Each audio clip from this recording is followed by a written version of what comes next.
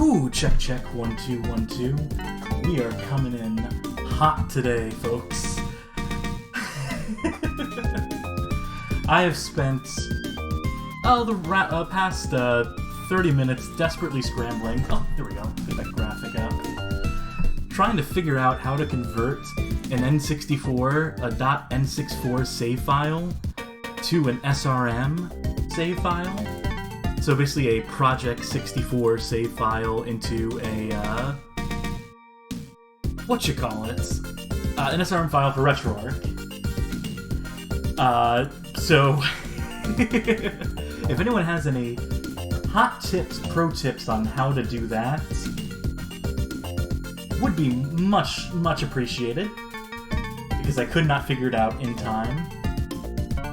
That's going to maybe complicate the one end of the stream, the one part of the stream I wanted to do, the one half of it. Whew. So anyway, hi folks. It's that time again where we do the streaming thing, and I've got a couple games picked out. If you haven't been following on Twitter, I'm going to be playing two games, the same game, but two different versions of the game across different platforms. Back in the day, you know, before all these fancy these systems that had basically the same tech, where everything was just a computer, basically. We had consoles like the N64 and the PS1, and they would both get a game, but wouldn't be the same game now, would it? I'm really belaboring the point here. So here's what we're going to do. We have a movie-based game, 007, The World Is Not Enough. Got versions across the PlayStation and the N64, and there's some Game Boy Color version, but we don't really give too much of a shit about that for right now. And here's what we're going to do. We're going to play them, we're going to contrast them, because someone brought up into my Discord the other day The World Is Not Enough on PS1 as being a game they quite enjoyed as a child, as a youngin', maybe hold some amount of affection for it to this day. I didn't bother to interrogate that much. Oh, but I see that developer logo pop up, and it does not fill me with hope. Black Ops Entertainment, for those who don't know, developers of such games as Fugitive Hunter, War on Terror, and that's all you need to know.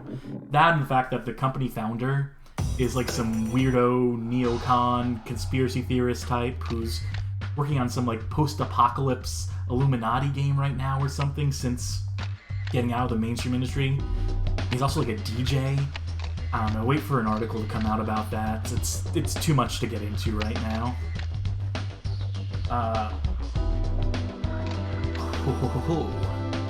This is the PS1 version. This is the bad version, I'm gonna call it. And we're gonna go through it, we're gonna play it, in some capacity. And what I would love to do, what I would love to be able to do, let's turn all these cheats off. I want an actual version of the game. This is what happens when you download 100% save off the internet, folks.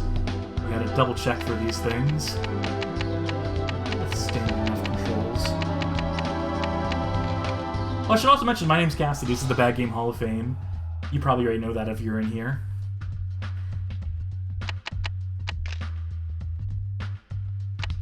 And yeah, I'm just, if anyone in the chat, again, I'm going to make this call a couple times, because what I would love to be able to do is to compare and contrast these versions side by side to some extent, to play a level in this game, and then compare it to the version of that same set piece, of that same adaptation as in the N64 game. I just think that would be neat.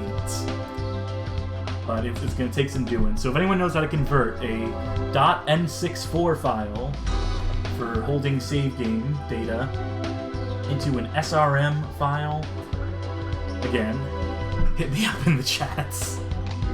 But I'm not going to belabor it too much more right now. A meeting has been arranged for you with a Swiss banker named Lachaise. Lachaise was paid £3 million for a stolen report. A report that one this of our does not sound like the Dame Judi Jenks that I know and love. I think it might be, though. I can't remember. We definitely don't have Pierce Brosnan as Bond. Lachaise may try to avoid meeting you directly. If this occurred... Anyway. To help you defeat the metal That's detectors, John Cleese. I'm providing you with a very low frequency. We're looking at the vocal talent right now, because I think the Activated, N64 all and metals PS1 within a versions 5 definitely have foot different radius become calibers of voice undetectable. acting. For more urgent situations, I'm giving you Also, a let me just double check. Is the game audio dropping while I'm talking? This device emits a quiet, high-intensity charge. Check. Blind anyone facing it. Finally, I'm equipping you with a fingerprint scanner to defeat more sophisticated lock and security systems. James, do take care of yourself. Gotta get the money And money remember to advice. bring me Ever back since the silver GoldenEye and medal from the N64, this stuff has been, you know, the flavor that's gotten us through some pretty dire, levels in this one. Not so much in GoldenEye, of course. You know, that game being absolutely infallible, impeccable. What this version does have over the N64 version has some scenes ripped straight from the film reel. So we can compare and contrast this Pierce Brosnan to whatever dollar store discount one, whatever Poundland special we get in the actual game.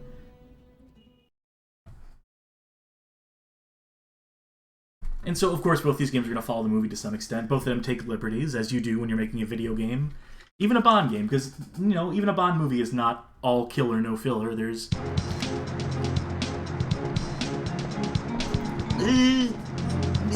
that's a little... It could be doing a whole lot worse. Let's just going to tutorialize this. May I help you? I'm here to see Lachey's. The name's Bond. James Bond. Oh, no, you're not. I'm sorry. No. Unavailable. That's a Perhaps flat you'd like to no, wait for sir. Another representative? Alright, so what both of these games will do... Well, let's hear the tooltip here. Lobby security should be light, but be sure to activate your They're just gonna give it away then.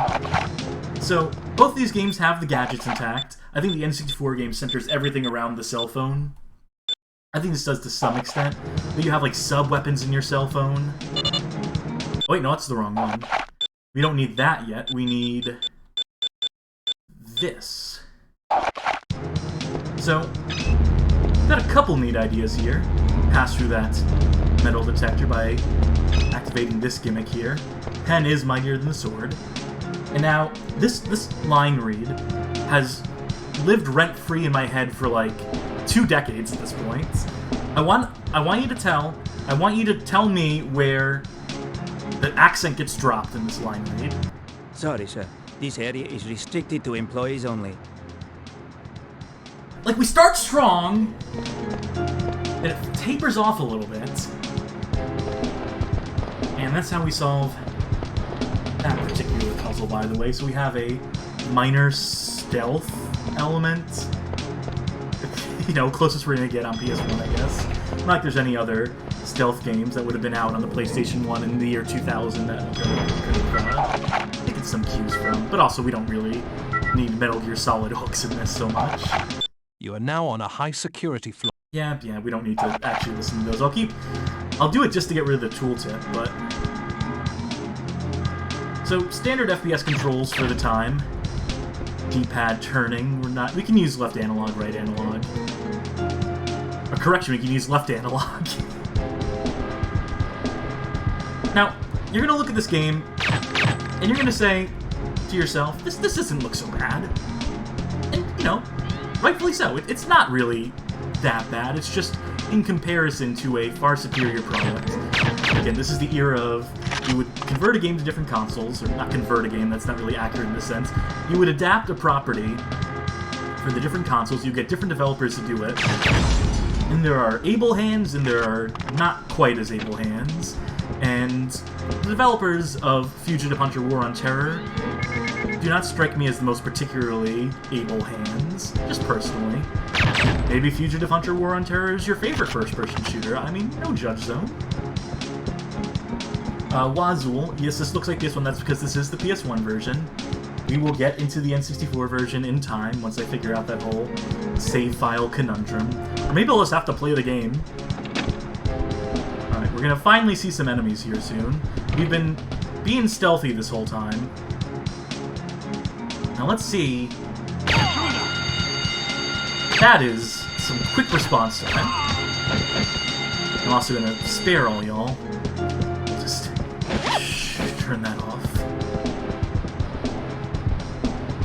so much for our stealthy approach.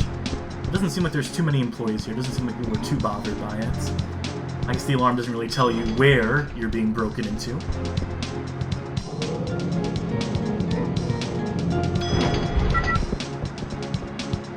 Anything of interest? Lachaise's personal guards are heavily armored. Stay away from them. Alright, cool.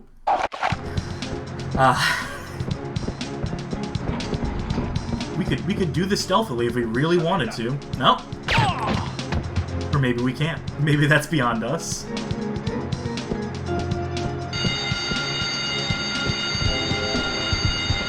How in the hell? Oh, security camera all the way up there.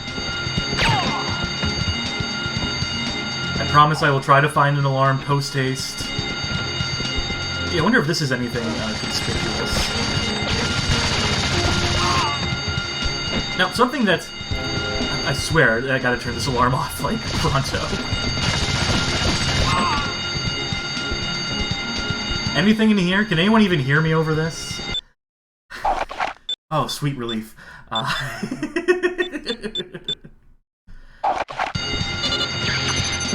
So, the story of why I dislike this game so much, this version of this game, is that I had a PS1,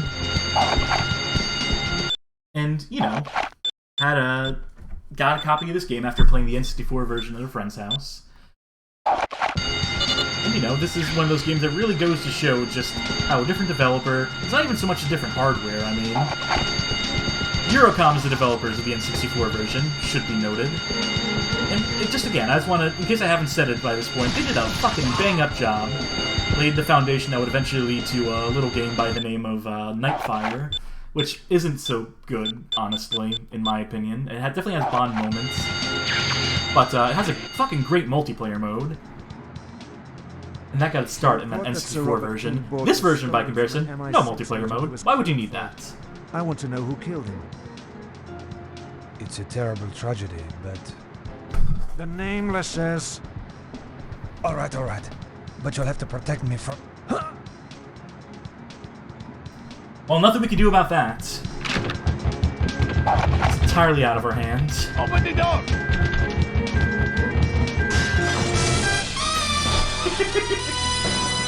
The most Bondian move. Busting out a window with a briefcase. Let's see what we're rewarded for with that. Let's see what that gets us.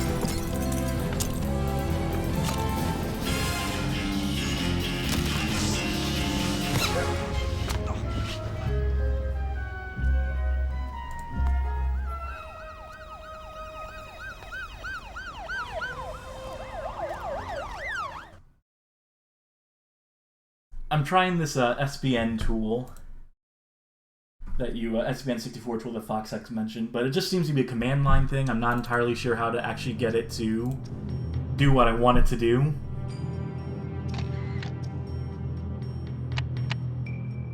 Again, I'll have to maybe we'll do like an intermission at some point. Maybe the way this will be is that we have to like play through this game for a while and then play through the N64 game for a while afterward. Let's go into the next level. 007. A bomb has exploded at MI6 headquarters. The blast killed Sir Robert King as he was collecting the money you retrieved Well, from we're Lachaize. missing... Okay. The assassin is currently So in the escaped by N64 boat on game, Thames.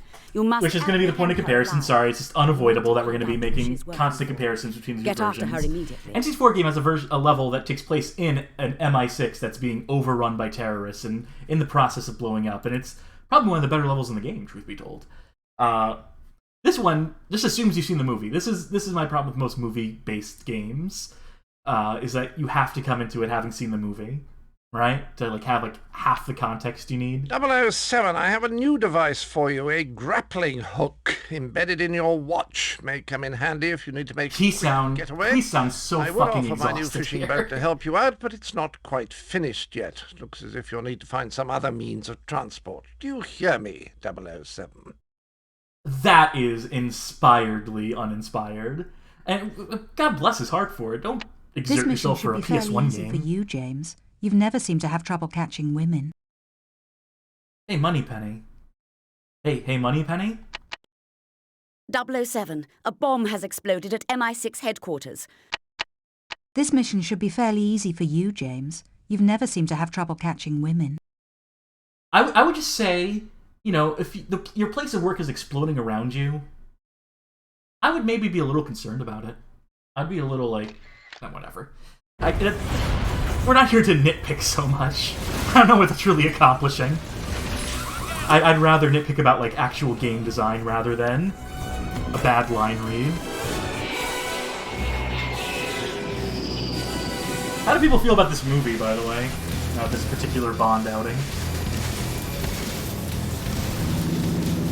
In the pantheon of Bond films, I can speak to. I've seen them all.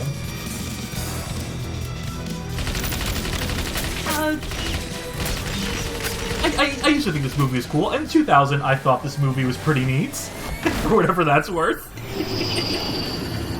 In a bit of hindsight, I could say it has elements of Bond that I'm not really like keen on now.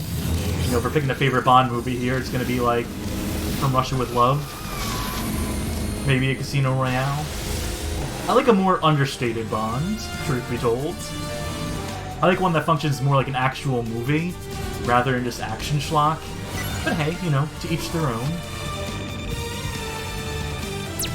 Now, Kanjan, I'm gonna stop you there. Not too bad you can't say it's the worst. Michelle Yeoh's in it. I believe she's in Tomorrow Never Dies, which is the predecessor to this, which also got a PS1 game by these same developers, by Black Ops Entertainment. And that one's regarded to be way worse than this game is. Maybe one of the worst PS1 games of all time. But anyway, that's the one that Michelle Yeoh was in. And, you're right. You know, it can't be the worst if it has Michelle Yeoh in it. So, I do like Tomorrow Never Dies as a movie. Even if it has, like, one of the weakest villains in one of these movies. In this storied franchise of movie films.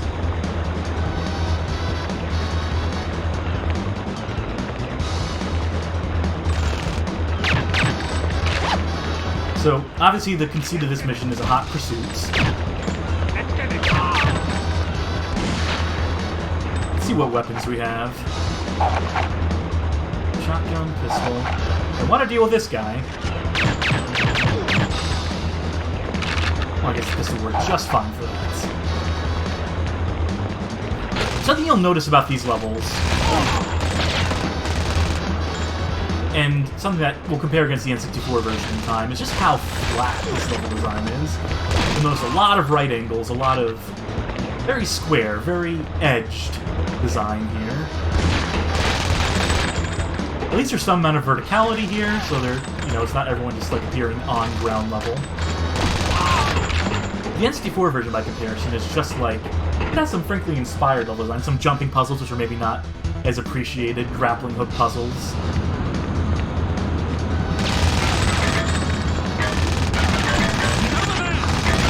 But you can't help but shake the feeling playing this game that you're kind of just walking forward and holding down a trigger button. Or not even a trigger, because it's the X button to fire in this. Again, year 2000 controls. Not a controller. Or maybe not the dual analog that we now accept is kind of the way it should have always been. I think they're probably going to spawn enemies behind me into infinity, but... Oh, we don't auto-switch weapons on draining the ammo. Looks like the auto-aim is going to take us most of the way through this game here. Hope y'all like torso shots. Can I get a check? Can I get a confirmation as to my volume being good, my voice not getting completely drowned out by the game? Again, I'm supposed to have some sort of compressor on. Or noise gating, but never be sure how well it's working until after the stream. Game might be slightly loud. Let's turn that down like 5 decibels.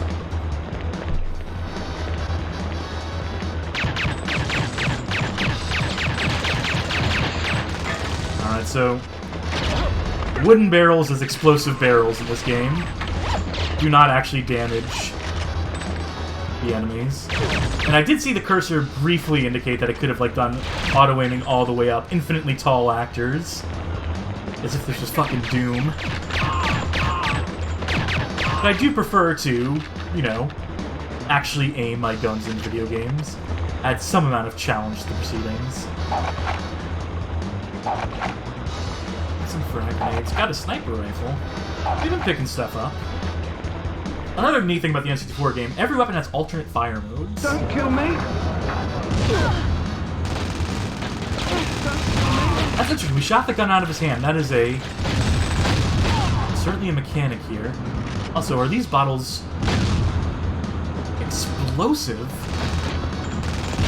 That's some alcohol with a fucking kick, I tell you what.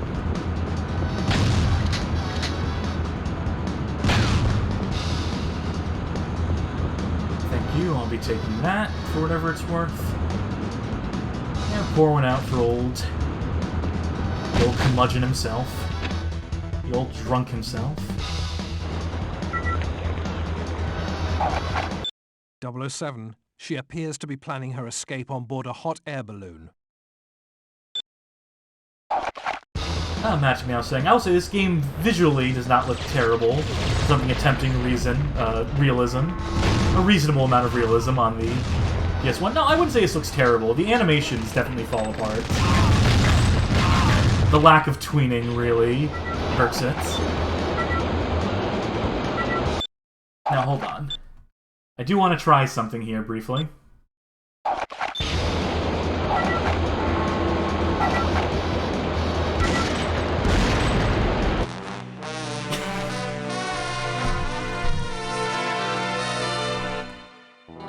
So you can fail a mission if you do not perform up to par.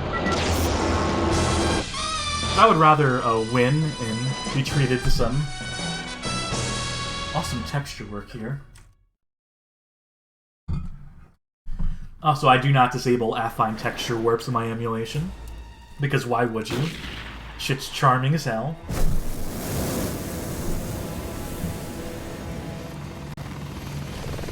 And I'm trying to do the save file stuff while these cutscenes are playing. Who you working for? Don't do it! Don't blow us up! I can protect you. Do you understand? I can protect you. Not from him! You might briefly hear the N64 game in the background in a second.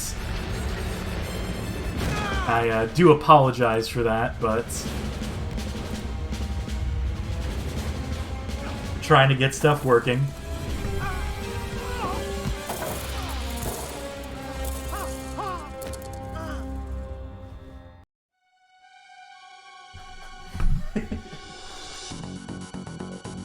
In fact, let's briefly. I wonder how well transitioning between these two things will work.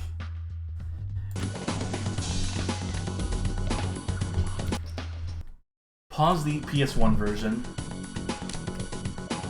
If I can load this in... This is Project 64. I downloaded standalone Project 64 to try and get this to work. Because the save files that are up on GameFAQs for the N64 version are just a .n64 file. And I'm reiterating this for anyone who's just joining us now. If anyone knows how to convert a .n64 file to a .srm file, I will love you forever. Or what emulator even reads .n64 files as save files? Because I'm assuming that's the on-cartridge save, right? Because I think... I mean, the .n64 is, or maybe .srm is. I don't know. I don't know about us. I don't know too much about N64 emulation intricacies.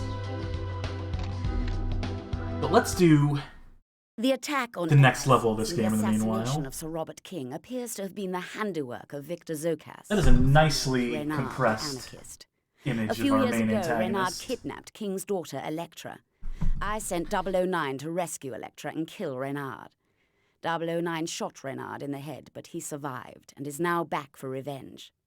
We anticipate... They don't mention in this game, I don't think, but the whole conceit of this movie, which is that Renard got shot in the head, and they couldn't remove the bullet. Your mission is to... This is the PlayStation 1 version, Obsolete Vodka, by the way. There seems to be a lot of confusion from people as to what version of the game I'm playing at any moment in time. No, for now, we're playing the PS1 version. That I would love to get the N64 version running. Oh, I would love it so much if I could get that version, just to load my 100% save file that I downloaded off the web. But what this game doesn't tell us is that because Renard got shot in the head, he doesn't feel pain. Like, the bullet will slowly kill him as it continues. This is a present from me to you. Thank you for that. I should try converting the N64 file to the BOFA format. Yeah, because it would work in both these emulators, right? That's the dream. That's why, hence the file name, hence the extension. I think I tried that save file converter. Let me double check this real quick. And what I'm trying to say here is that the idea that being shot in the head somehow makes you impervious to pain is a wild conceit to try and put in one of these fucking movies. I know these movies are goofy as shit as it is, but... My equipment. You'll be without your stunner, since you nearly destroyed it in that fall you took from the hot air balloon. As if I don't have enough to do, I'll have to repair it while you're up in the mountains. Oh, yes. And don't forget that inflatable jacket I made for you. It can protect you from avalanche danger. Yes, as seen in the movie. James, don't mix business with pleasure. Remember, this is a shadow operation. Shadows stay in front or behind, never on top. And that's advice that Bond will absolutely never take. Plus is hard for it. Yeah, Codeman, I tried this thing. Sadly does not work. Or it converts to MPK, which doesn't help me, unfortunately, because I don't know what emulator would take an MPK file. But, so this level is a really big one, a really big point of comparison. Again, I would love to just be able to load the N64 version right after this to do a direct comparison, but that's not happening right now. But in the N64 version, this level is on rails because you're skiing. In this game, they attempt some sort of weird, half-hearted compromise where it's on foot, but it's actually on skis. And you basically, like, set about, like, setting your momentum, your speed. And it just doesn't work. You're going to watch me try to play this. And it might be a bit of a struggle, folks. Truth be told. Expecting visitors? No. I don't want to watch that whole cutscene. Let's just get into gameplay here. If anyone knows what emulator takes .mpk files or .n64 files, please, won't you consider sharing that information. Alright, so conceit of this level, we have to destroy everything, kill everyone, destroy all these planes.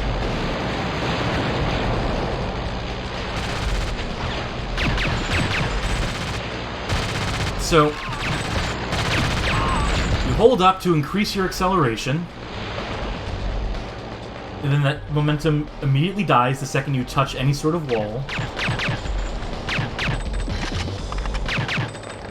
And the game is going to auto-center its aim every time I try to shoot this guy. We've already lost half our health in this level. And there's really nothing we could do about that.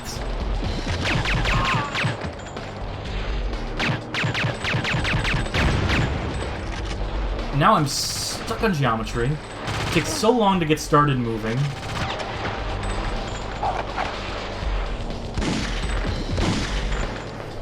It takes forever to stop moving, for that matter, as well. I feel like we're about to concede a death here. I think one more hit will do it. Oh, that's apparently impassable. The worst part about bad controls in the game is the complete inability to articulate, while playing them, just how bad they are. And let me tell you, these are fucking rough.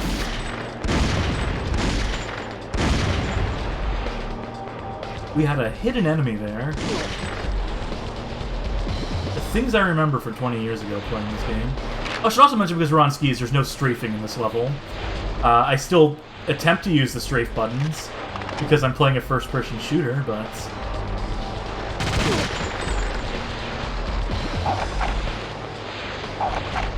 I have a... Oh, beautiful. We have an SMG. Okay. Will the game be kind enough to drop us some armor?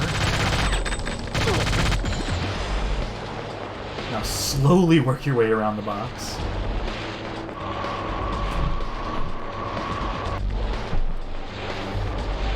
I should also mention this game is way shorter. Oh, she doesn't have to wear C's. She doesn't have to wear them on her feet. She can just walk in the snow. I guess the secret agent can't do that so much. Actually, are we one hit away from death at this point? How does this health meter work? Because we're in the red, we started at green. I wonder if that means we're actually halfway through our health. I suppose I would have to get hit to find out. There we go. Now, truth be told, I don't want to play that level again. And with the benefit of 100% save file, oh, we don't have to. Just take it from me that that is maybe some of the stiffest control in a PlayStation 1 game. And that's saying a lot. There's some stiff fucking games on this old console. 007, those Parahawks did not... I suppose you can't get into too much trouble in a casino, 007, so you won't be needing your weapons. Another chance to gamble on love, James. I hope you don't lose your shirt. So, here it is, a casino level. This is maybe the one thing this game has over the N64 version. Guess it depends on your tolerance for mandatory casino minigames in a first-person shooter or any other game. I was mentioning the Game Boy James Bond 007 game also has a mandatory casino portion in it. And it even goes so far as you can do like a little cheat in that game where if you name your save file, something like blackjack or poker or whatever, you can actually just play those games, like go skip the entire game, just go directly to that portion of the game, should you so please.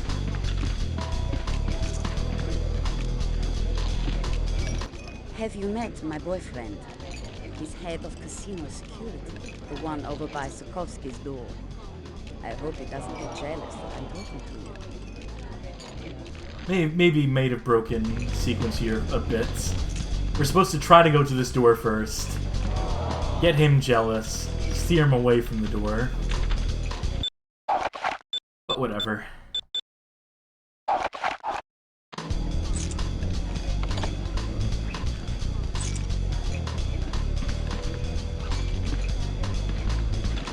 Do we have to do this again? Have you met my boyfriend? If you don't do it quick enough. That's a little bit of a goofy conceit on that. Now for my favorite character in this run of 007 movies. No, not Bullion. Bond! James Bond! For what do I deserve this great honor? I'm not sure that I can help you, since I'm now a legitimate businessman. You care for some caviar? It's my own brand, Zukovsky's finest. Where's Renard? The terrorist. Great timing on the dialogue. This is Zukovsky, played by Robbie Coltrane, Bombed MI6 and killed Sir Robert. who is like the bright spot in these movies if you're not into the All by action. himself, and I think you know who has been helping him. Just a cheesy Cold War relic, Electra King. This kind of as described in the information plot, doesn't which James Bond himself was, past the 90s, I have during an this idea. era. You're a gambling man, yes? I will give you this voucher. You can play in my casino for as long as you like. If you come back with more than 100,000, I'll give you the information you want. Deal? Deal. Alright, you came to a casino, time to gamble. You want to play 21? I got 22. Let's try and win some money. But what games do we have on offer? Oh, can't go that way. It looks like we have all the space in the world.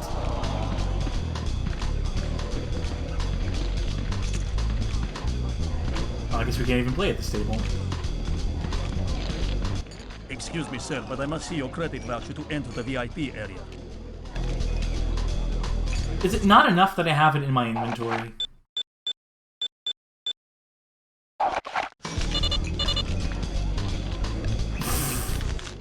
Thank you, Mr. Bond. James Bond. Yeah, cold day now before I call you the real Bond.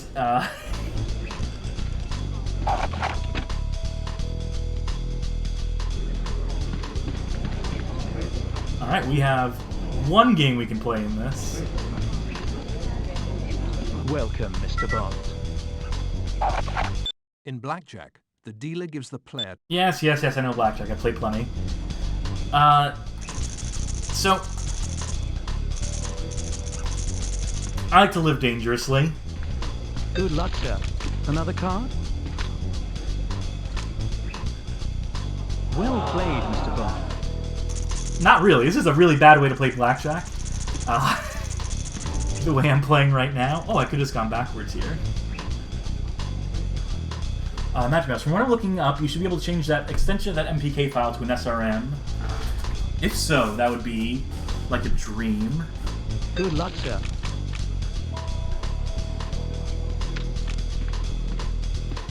Bad luck, sir. You lost it all. And that's why you don't go all in, folks. Now let's see if we can do some luck manipulation here. Good luck, sir.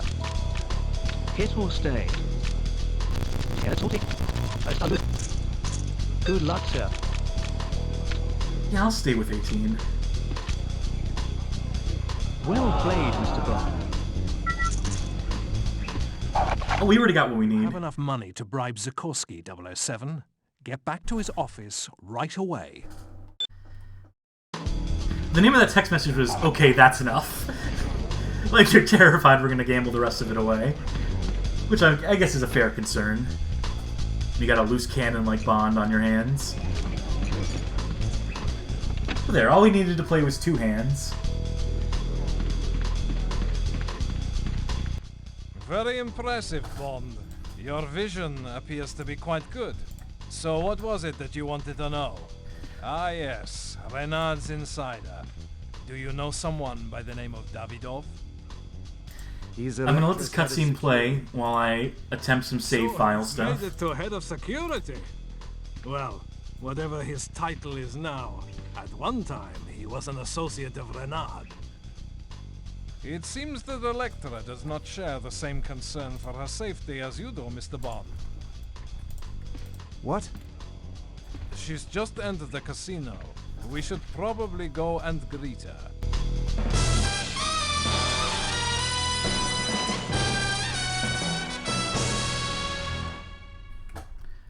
What save file do I have here? Your father had a credit line with us, 1 million US. I'd be happy to extend you that courtesy. It's so confusing having multiple save files, by the way, trying to figure out... So, what's it to be? 21? What I'm doing with this Blackjack, stuff. your father's favorite? Let's keep it simple. 1 card. So MPK to .srm. $1 million. Wait. Bury the top 3 cards. You're determined to protect me, aren't you? Perhaps from yourself. Okay, we're gonna try that in a second. Again, this stream is a fucking mess. You shouldn't expect anything more out of these streams when you're dealing with me. But we're gonna try loading the N64 emulator again. Except this time I've... corrupt controller pack detected. Repairing may cause save data to be lost. Is the error I am getting with regards to loading that SRM, that MPK file renamed as an SRM. Let's attempt to repair, though. Why don't we? Repair succeeded. Let's see. I mean, it could still work. It could be just the 1% chance it didn't erase everything.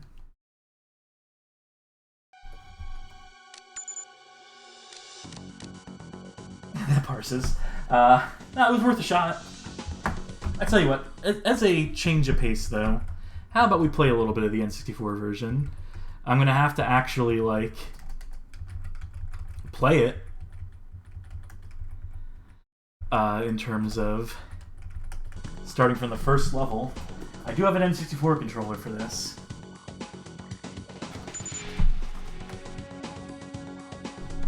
Oh, send me something on Discord, please. This game does... This is the N64 version we just jumped into. It models itself after GoldenEye 64, which is probably a good idea. Especially considering, you know, people who had played on the N64.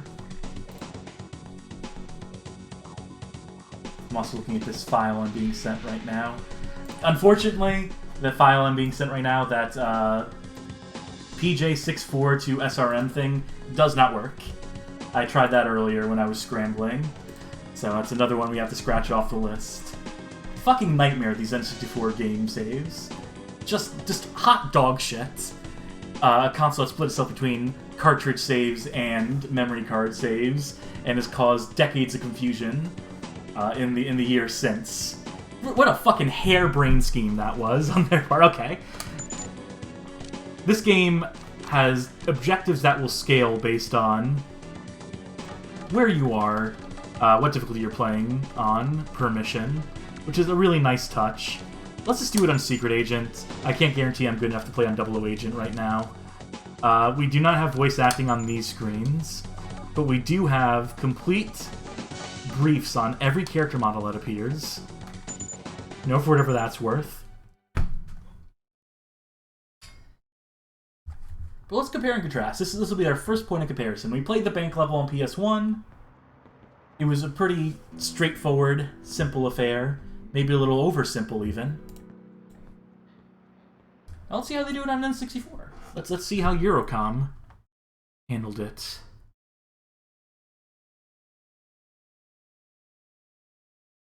Good afternoon, sir. Can I help you? The name's Bond. James Bond. Ah, Mr. Bond. We have a safety deposit box waiting for you. And is that the real Pierce Brosnan in this? It might be. There is a infamous speedrunning trick you can use in this to beat this first level in 6 seconds on any difficulty level, where you quickly knock someone out, then you run out of the bank, rather than playing any of the actual level, really.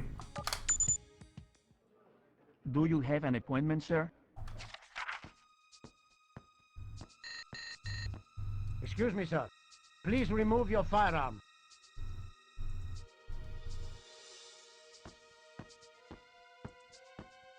Cutscenes in this are a little bit improved, I would say. I retrieved the money. No doubt Sir Robert will be pleased to see it again.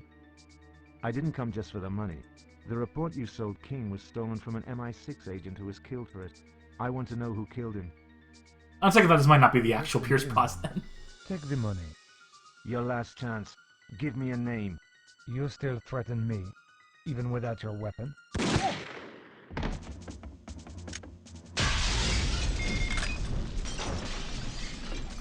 Alright, let's put a silencer on this thing for whatever the fuck that's worth. Because again, every weapon has secondaries. Who's there? Who's there? Don't shoot!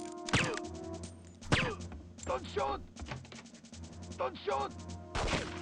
Let's see what happens if I let you live. Yeah, why would I think to do that? So immediately we have new emergent objectives.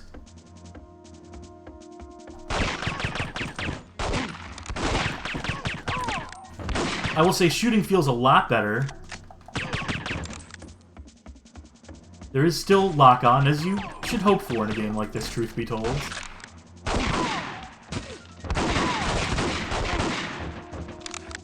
That was some quick draw shit right there, if I do say so myself.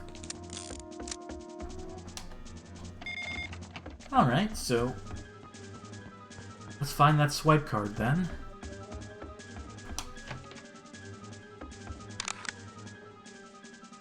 We're gonna have to do some amount of navigation here as if we're a GoldenEye level.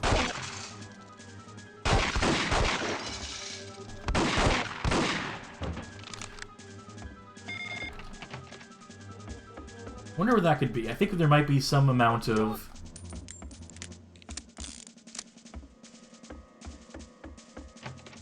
people talk about Saturn emulation, SSFF, or no, it's stock skeletons for fighting. It's something a little different. Anyway, Saturn emulation is pretty much perfect now. If you don't use Yabu Use or SSF, there's Beetle Saturn. I don't think I want to shoot you. I think if I shoot you, that kind of ends the mission for us. Does anyone remember where the swipe card is? In this. Did I pick it up, maybe?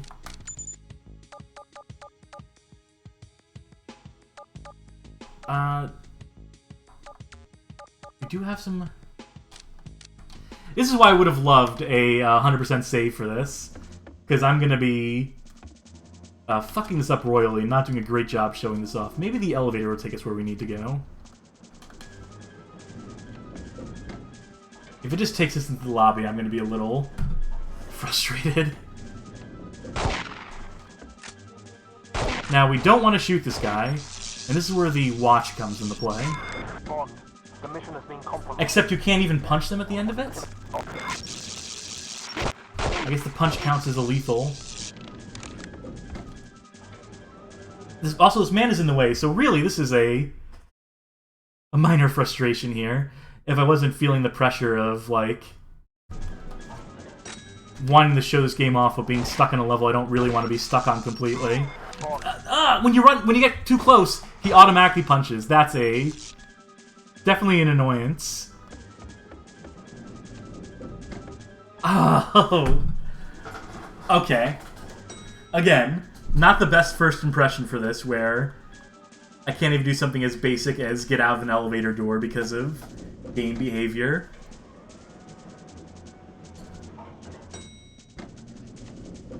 Maybe we'll have better luck with this door. Oh wait, hold on. There we go, that's what I'm supposed to do. Is this just the lobby, though?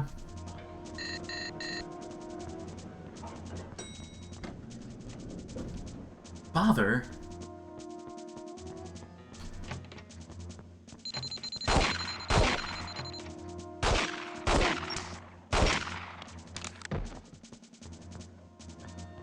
Man, now I feel like a complete idiot because... multitude of reasons. Really?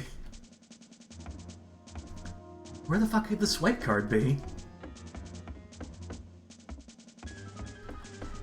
Ask me 20 years ago, I would have absolutely known this. I would have not even hesitated.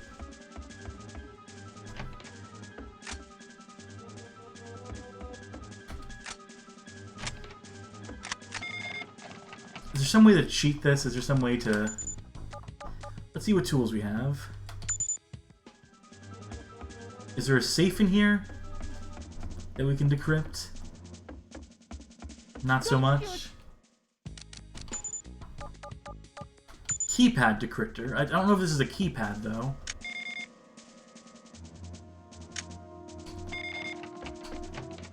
We're just gonna have to keep on looking. Don't shoot. Oh, wait. Wait, no, it's a copier.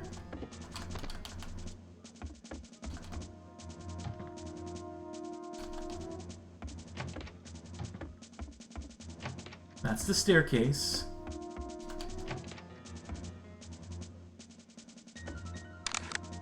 Guns, lots of guns.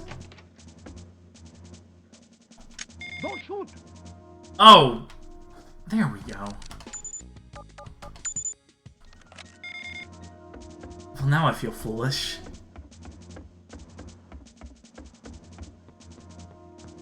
But, you know, point still stands. We're already doing more in this level than was asked of us in the N64 game. Or in the PS1 game, I should say.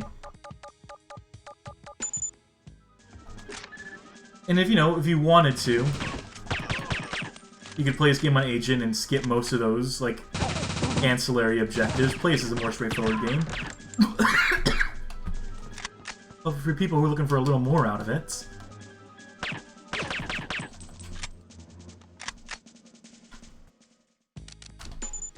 Can't just shoot that. Here we go, that should complete that objective for us. What else do we have? Avoid civilian casualties, collect the money from Lachez's vault. Well, now we have the swipe card. I bet we go back to the other door.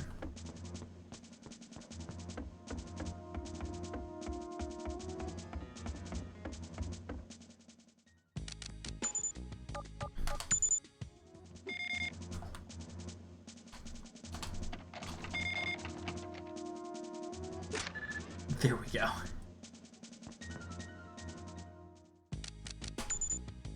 Yeah, you can see that both games have some amount of gadgetry, make you feel like a Bond.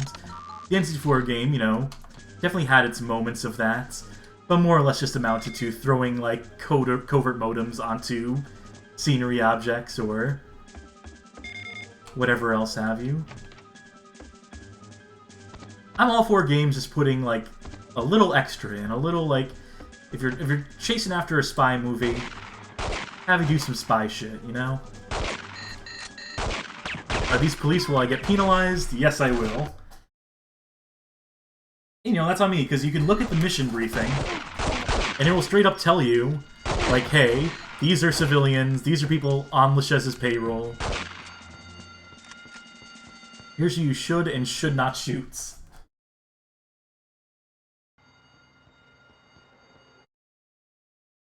Yes, there's another cutscene there. No movie cutscenes in this, but... yeah, I'll save that. Now, we won't be able to play this on 00 Agent and get the full range of objectives, but...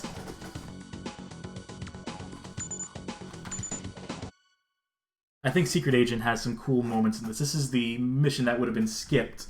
Again, this is also an invention for the game. In the movie, terrorists do not take over MI6. James Bond, Sir Robert King. But look, we're almost going to make a complete story the man who here. retrieved my money. Excellent job. Can't thank you enough. Sir Robert is an old friend. I helped him years ago when his daughter Electra was kidnapped by the terrorist Renard. Still, all that's in the past. Sir Robert thought that the report he paid for would identify the terrorists who've attacked his new oil pipeline in Kazakhstan. Then he discovered it was actually about the nuclear arsenals in the former Soviet republics, so he turned it over to me. Something's not right about all this. King, the money! See? Stakes!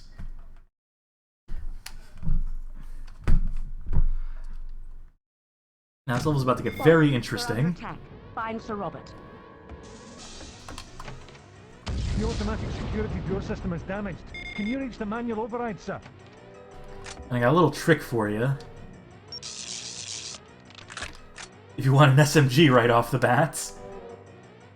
Here, you better take this.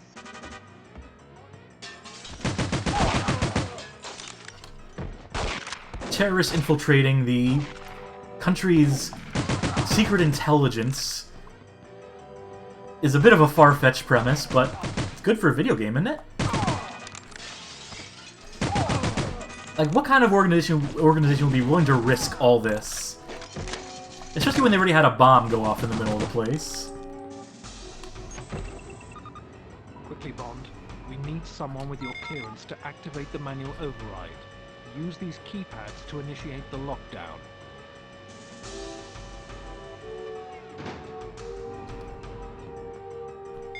Help, James. They've got M.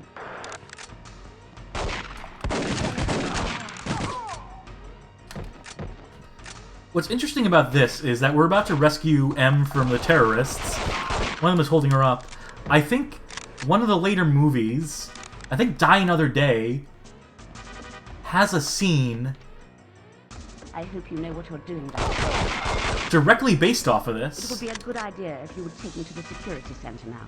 where Bond is like in a simulation where M is held hostage at gunpoint, and Bond shoots through M, like puts a bullet like in her stomach that shoots through her and kills a terrorist who's holding her like hostage. And she like comments on that like, "Mission failed, you asshole," and he's just like, "It's non-lethal." So is that an example of one of these games taking influence from, or, you know, one of these movies taking influence from one of the games? Perhaps. Video Game King saying that's JoJo shit. That's action movie shit. Let's be fair here. There are action movies that have absolutely done that trope of someone being held at gunpoint.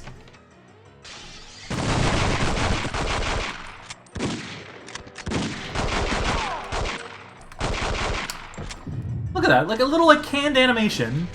Someone tumbling down the stairs. That's a fun touch.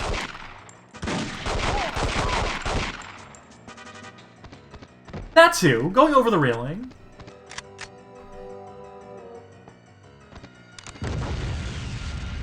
I guess we're not going back up that way. Bastard's coming down the ropes. Don't mind if I take that ammo, though. Reports of a fire in the lobby. The sprinklers need to be activated. Now, what you could do is you can actually stun this guy. There's a bunch of cool skips in this game you could do where you can like stun people as they give you objectives, and then never technically get the objective. Your system is damaged. Can you reach the manual override, sir? But, you know, there's something this neat about the idea of everyone is kind of reliant on you. You are kind of like everyone trusts you to get all the work done around here. It makes you feel important. It makes you feel like the badass that James Bond should theoretically be. James. Stay here. You'll be safe. I have to find King.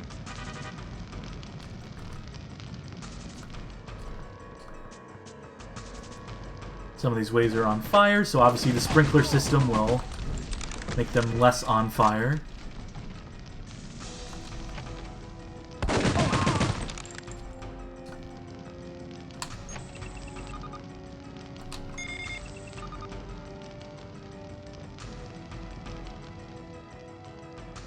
This away.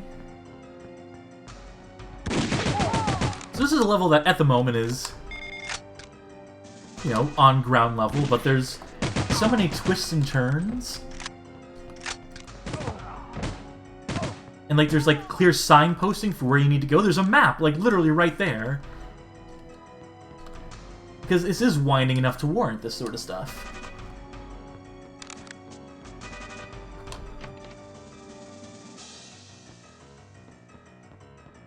Also, the music in this is probably a lot better, truth be told, than in the PS1 game with its 8-second loops. These are at least 30-second loops.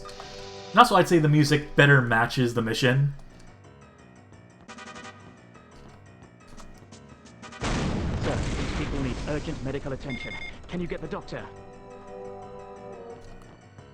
Escort Dr. Warmflash. That is a hell of a name. Take this pin! It was the detonator! Sir Robert. 007, this is Q. Get to the Q labs at once. The suspect is escaping. She has a boat waiting outside. Bond is here.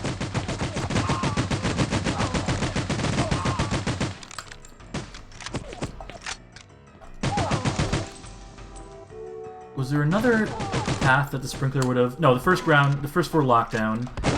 That door had a fire behind it. It does not any longer. Oh, please don't die here. I don't want to... As fun as this level is, I don't want to have to replay the whole thing.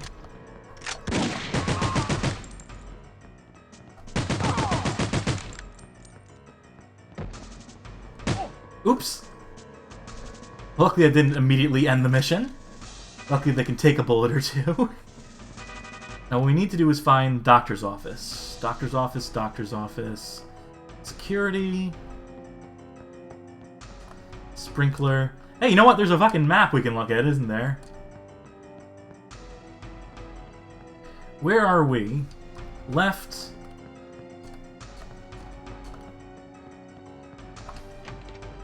James, You're needed. Follow me. we're under attack. Yeah, you don't say, Doctor.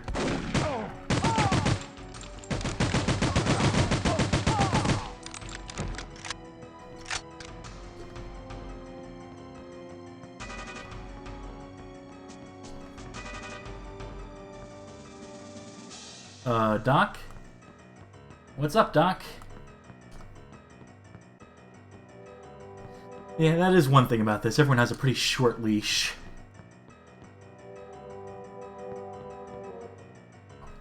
I'm gonna have to literally walk backwards to kite this lady over.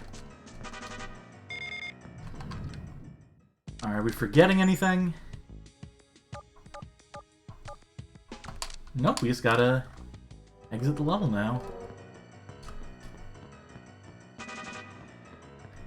And that'll be by going to Q Division.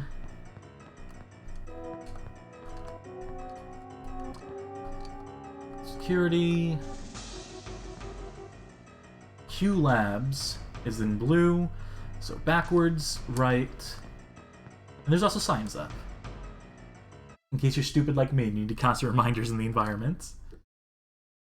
Now let's see if they got John Cleese for this version.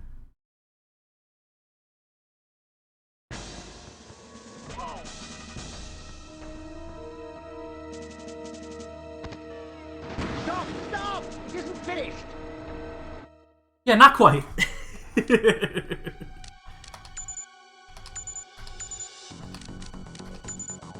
Alright, now we got the Thames Chase. I mean, this is a level that has a direct parallel to the PS1 version again. So let's see how that looks.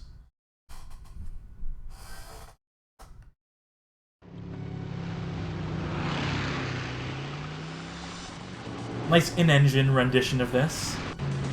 Obviously going to be pretty simple.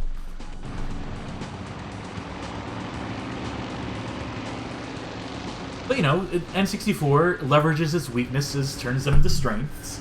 If you can't cram FMV, you just gotta do something in engine.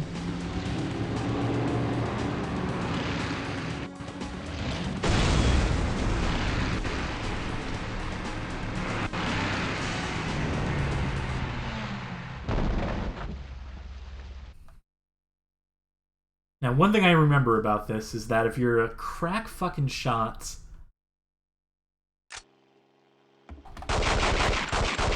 No, I want to try this. Let me give this a couple shots. There we go! Yeah, we can't really do a chase level if we kill the person we're chasing, can we?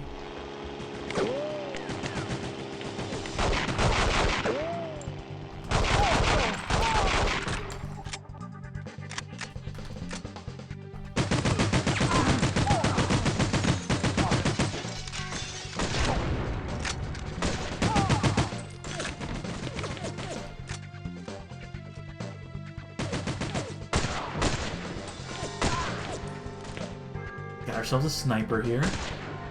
We can zoom as you would expect.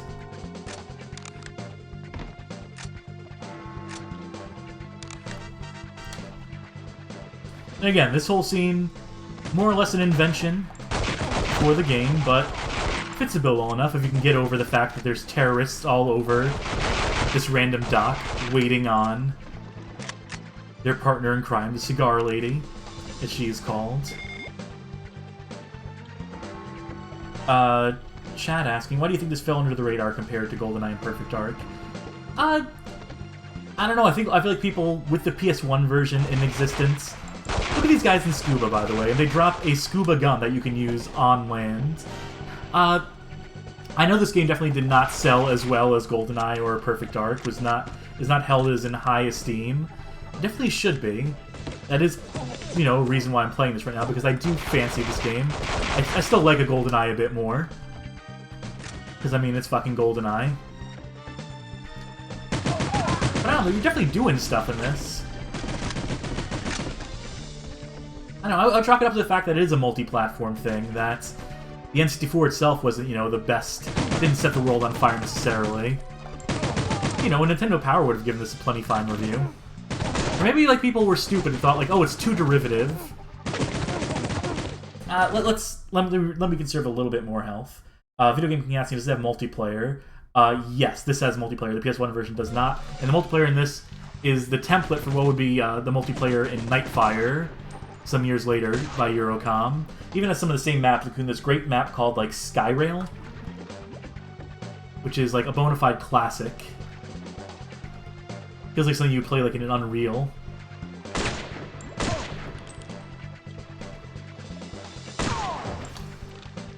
And there's also like a bunch of like classic characters in this multiplayer, right? You know, another thing that got carried into Nightfire, but spear gun.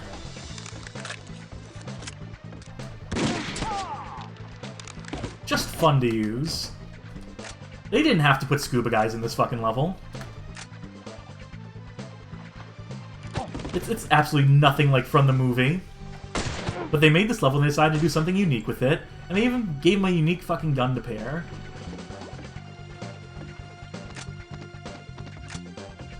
Now, I think there is a not-so-fun part of this level coming up. And you'll see what I mean in a minute. Do I have an SMG at this point? Oh yeah, or even an assault rifle, whatever. Anything fully automatic.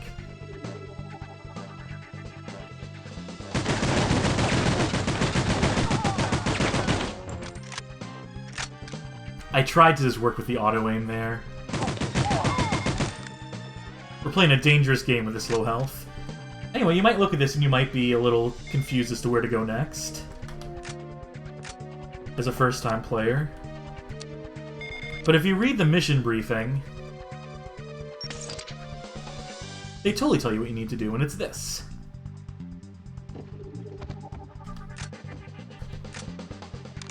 Oh, there's a jumping puzzle I can do for a bit of body armor. Ugh. If you do some speed strafing, it makes the medicine go down a bit smoother.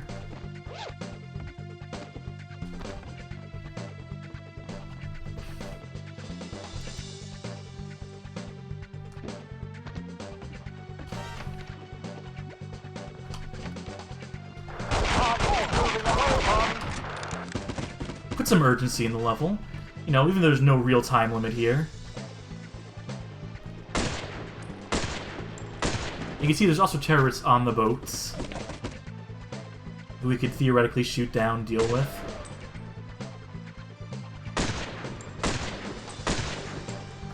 Also, I'm going to say, thank God I have a USB N64 controller for this. Because you can't play N64 games on anything besides an N64 controller, especially the first-person shooters. Anything else just feels wrong. Just one of those immutable truths in the emulation era. Ah, fuck this. Why am I even?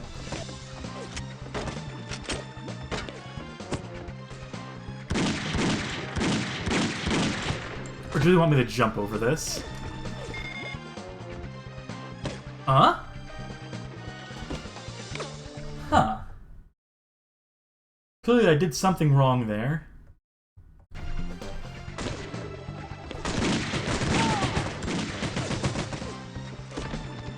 Oh, here we go. It's facing the wrong way.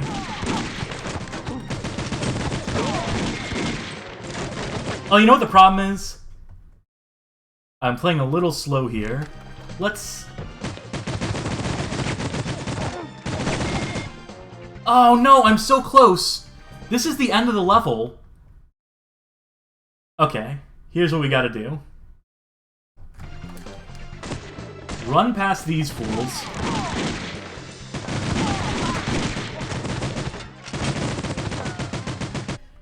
There we go.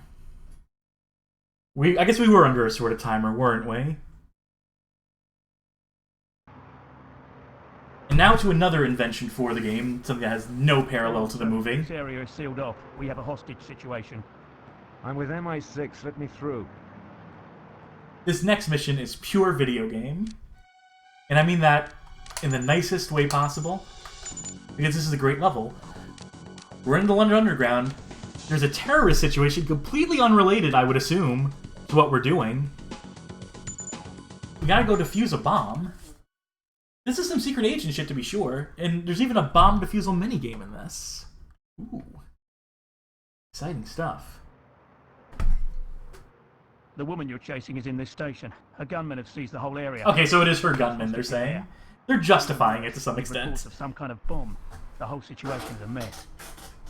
Keep your men at a safe distance. I'll handle this. Here, sir. You might need this. We're a fucking one-man army. Keep all your guards, keep all your backup, keep anyone from getting in my fucking way. I'm James Bond. Let me single-handedly solve the terrorism problem in Great Britain. Oh, and we do have a mission timer for this, so... put some pep in our step.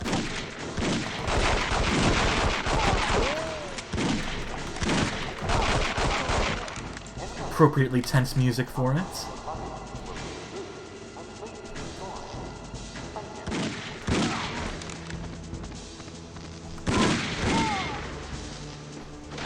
Glad I came this way. I should have been playing this on 00 Agent. I'm up to the challenge of it. So we're missing maybe a couple extra objectives. Again, GoldenEye rules here. The harder difficulty, the more they give you to do, in addition to enemies being harder. It's just more content. It's just more incentive to, like, master the game. Or, you know, if you don't feel obligated to master the game, to get what you want out of it. If you just want to play it straightforward and simply, then you don't want these extra objectives in the first place, probably, right? Is the assumption developers must have been making as they implemented that sort of design rule. You know, I really miss this style of design. This idea of difficulty levels meaning more than just balance.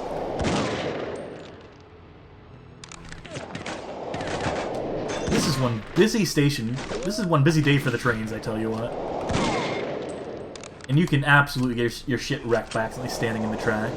But also we need to deliberately go inside the track here.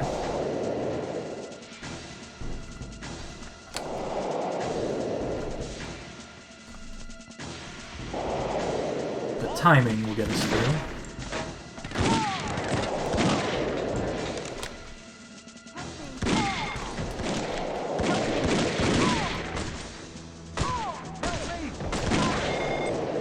We lost one! Uh-oh.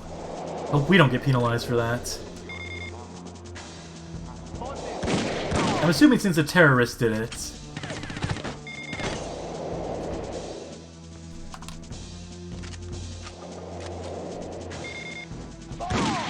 Yeah, we got it clear for that. Okay. Now. Let's defuse it the old-fashioned way.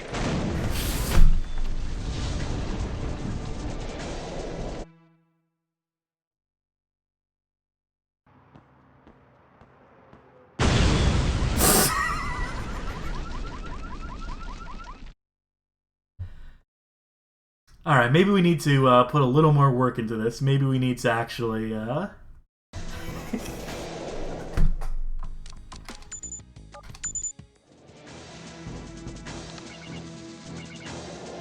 the gimmick here is...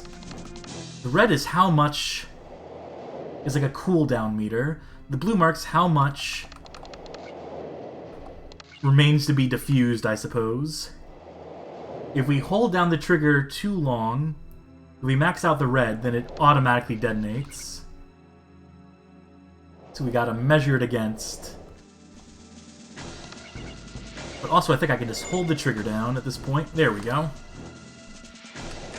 Once you're close enough on it.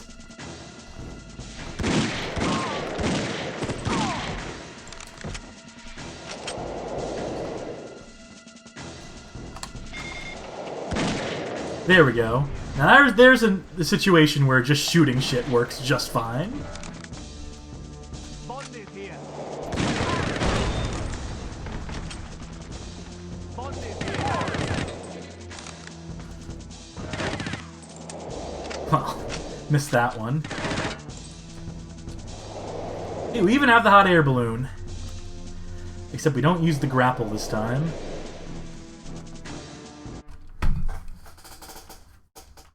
Now, I don't know about you. This may have been a diversion. This may have been missing, you know, or, you know, skipping or reinventing the movie, but I think that was an action-packed little set-piece level. I can protect you. Not from him.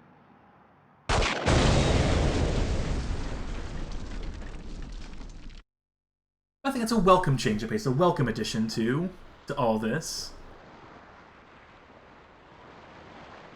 Leaps and bounds ahead of the fucking the one level in the PS1 version. These last two levels, the Thames Chase and that little level there. The money had been treated to turn it into an explosive, which was triggered by a signal via King's lapel pin. Obviously, someone close to King switched the original for this trigger device, but we don't know who. There's more.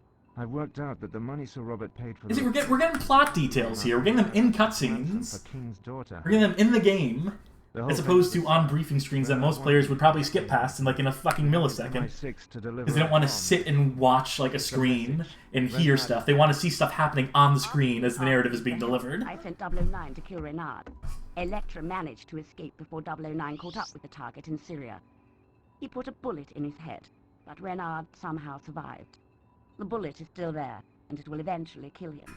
But until then, he can feel no pain, and push himself harder than any normal man. Did they even explain this shit? This goofy-ass shit. He's had his revenge. Not quite. Renard had 3 enemies in that kidnapping. Sir Robert King, MI6, and the one he hasn't touched. Elektra.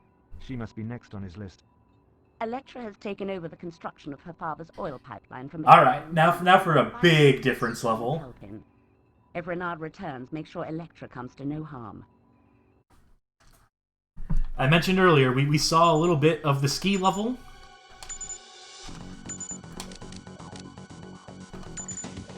In the PS1 version, I mentioned that in this game, it is a rail shooting level, it is an on-rails level, as opposed to a barely controlling nightmare.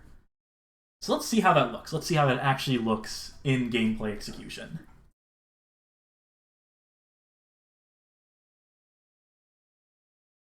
M sent me because we're afraid you... I am going to skip the cutscenes from here on out. Or, you know... But we'll get quicker into the gameplay here, because we've been going on for an hour 20, and we're barely into either game. We're more into the PS1 game, because it's also very short. Look at this, we can adjust speed. We can even strafe! What a fucking revelation.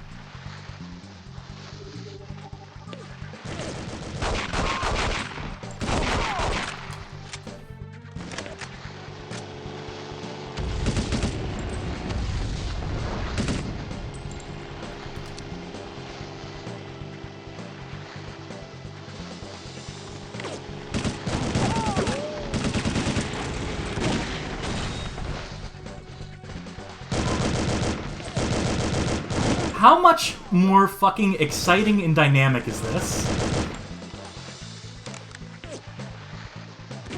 This is like night and day level design.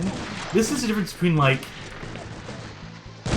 cashing in a paycheck and like feeling like obligated to copy the movie versus like being excited to adapt a movie. Like seeing it as an opportunity to do like some cool shit.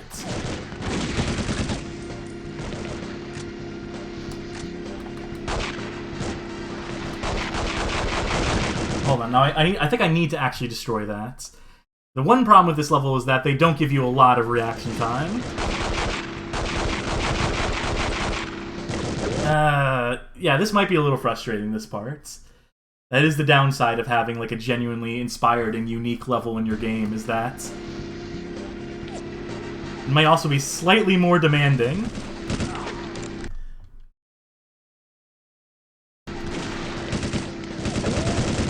What am I supposed to do there? Okay, maybe we don't need to destroy this, because that feels especially cruel.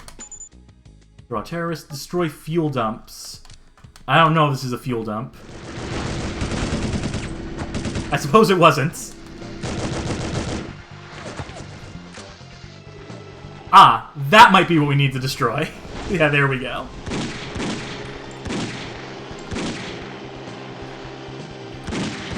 And you know, the control that you have over this, I'll admit,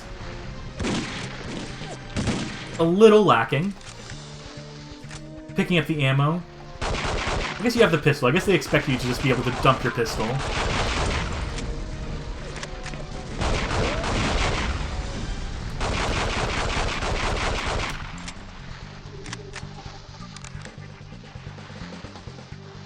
But I don't know, at least this is trying something. I don't think this would be anyone's favorite level in this game. But they remember it positively, as opposed to the other one, which is like pure like pain.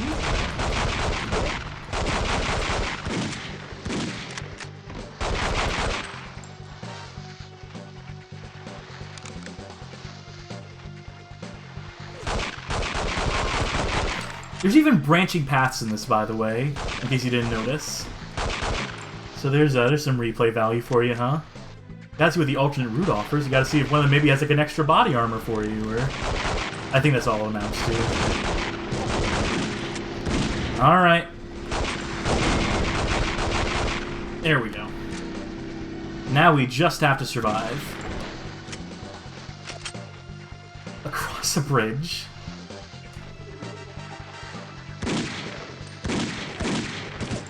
Magic Meows. I like how you really talked up this level at first, and then started adding more qualifiers to it. Yeah. Memory versus, memory versus actually playing it, and that's a little frustrating there, to be sure. What if we blew it up before? There we go.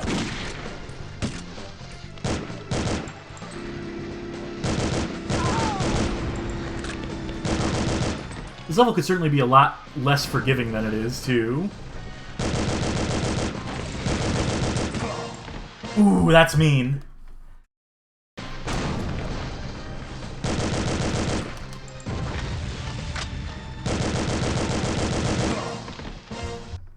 What emulator is this? What emulator is this? This is Parallel,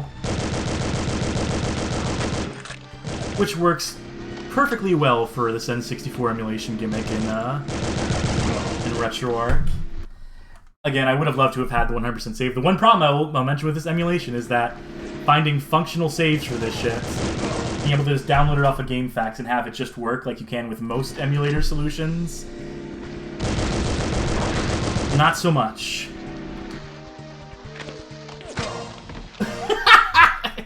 But hey, at least I have rewind. Okay, we gotta not reload.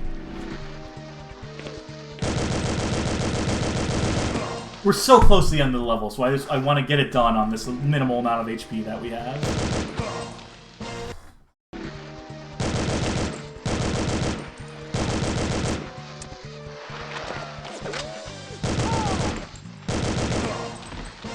Okay.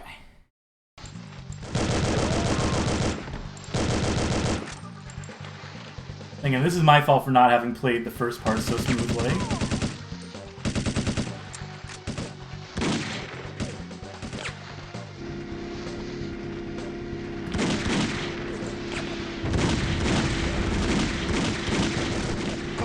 How much level is left here?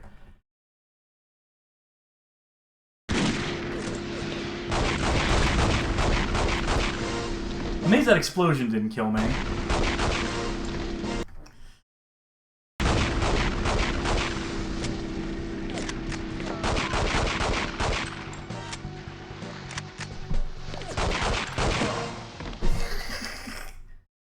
We're getting there. Thanks as ever for tolerating this.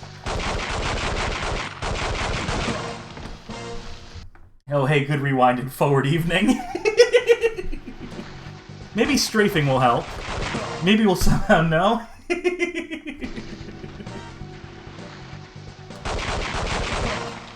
Okay, so which of these guys is killing me? Let's find out.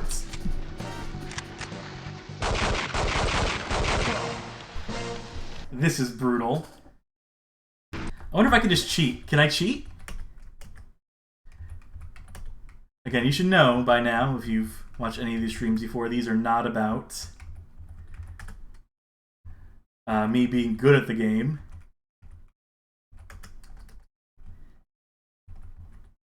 Oh no, I crashed it. Oh, fuck me.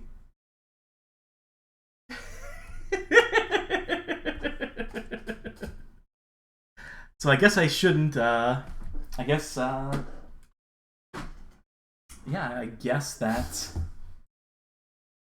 Well, at least I was saving between every level, right? So if I want to later, I can come back and reattempt that level.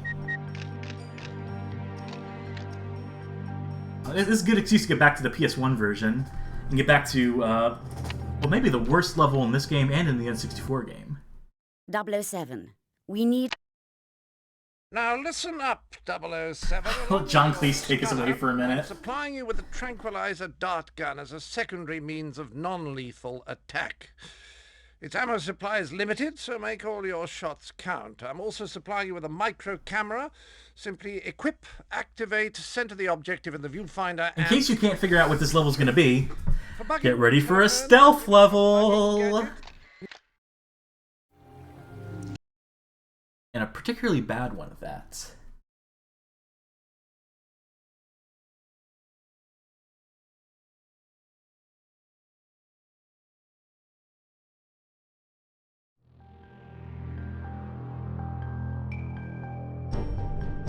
Yeah, that's right, that's the face of a man who just slept with a lady. And is now about to do sneaky shit behind your back. But wait, gotta do this.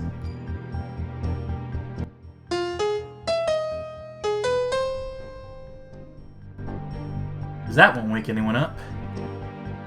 Oh, and as long as we're here, we might as well do a mission objective. No, don't punch the phone, Bond.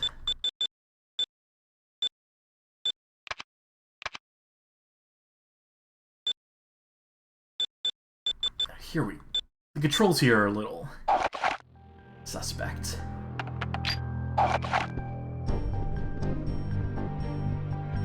What that menu does allow you to do, though, is to set what gadgets and what weapons show up as you cycle your inventory. So if there's something you don't want to use at all, you can remove it from the list. We've been tracking Davidov's position, and he's currently away from the villa. Remember to maintain... Okay. So the conceit here is that... there's guards on patrol. We can shrink them.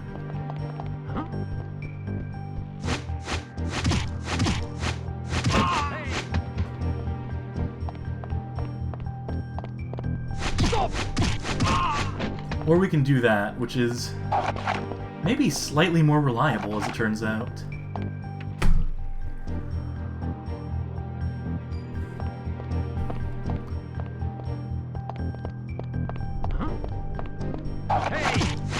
Hey! Ugh. What was that? Stop!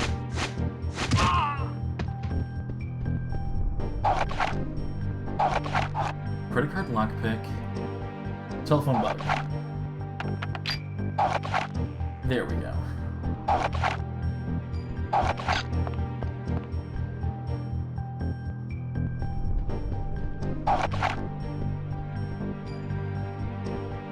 Luckily the guards take a million years to do anything in this, as you may have gathered.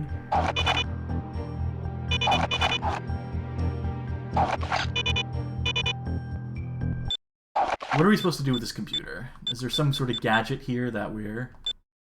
What are our objectives? Photograph evidence. Bug all telephones.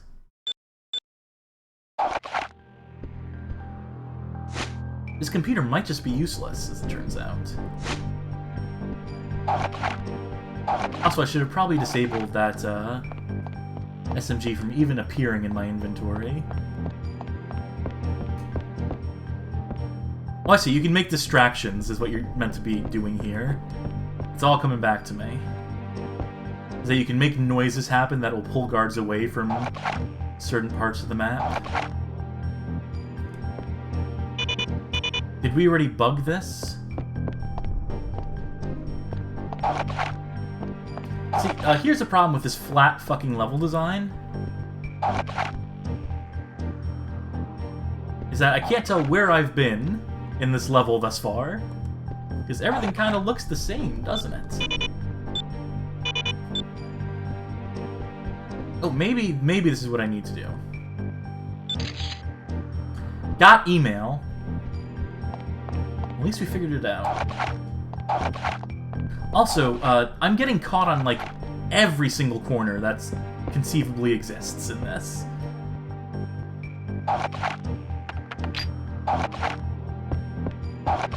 So this isn't hard, at least. It's not, like, difficult. It's just really boring and badly designed. So, you know, pick your poison. The N64 version of this, in complete fairness, is, like, brutally difficult. In a way that some people might not cotton to, if memory serves. try this trank gun.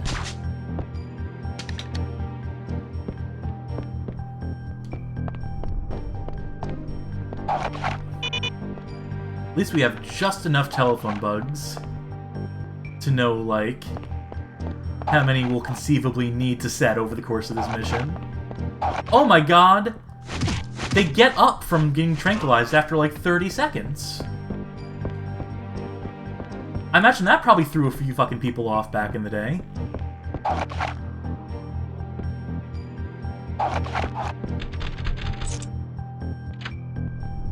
So I guess I really was onto something by just switching to unarmed, like, straight away.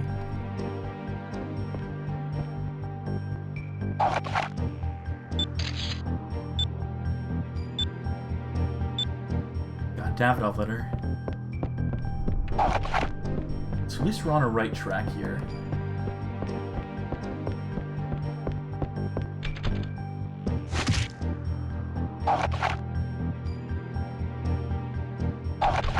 What's better, cycling through the entire inventory through here or through a menu? It's your call. You pick your poison again.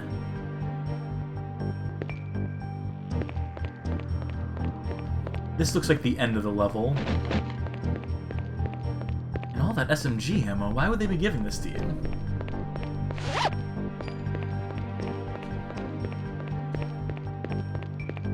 Unless there's just is there a second part of this level where you actually need to shoot stuff? Where they break the stealth at the end of the level?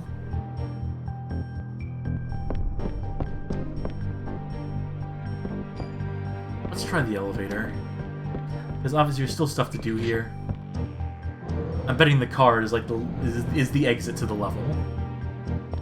Or you know what? Maybe this game, maybe the mission doesn't immediately end if you break stealth. They could have designed it like that, so you have to like do guns blaring. But I don't think that's true. I feel like I remember this like the second that it ends, just completely. Let's find out. Can I turn the alarm on? No, not that kind of game. They won't give you the rope to hang yourself with.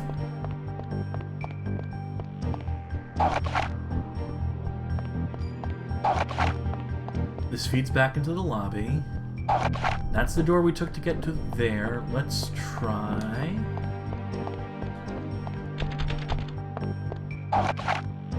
this.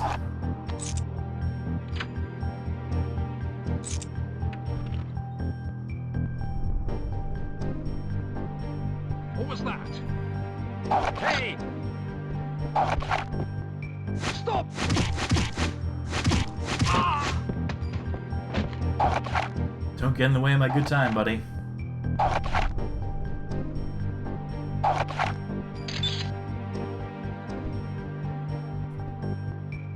I had to wait for the tooltips to go away. There we go.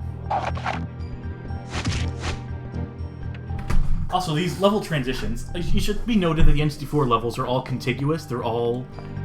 There's no, like, transitions within the levels. There's no need for load screens once you get into the level.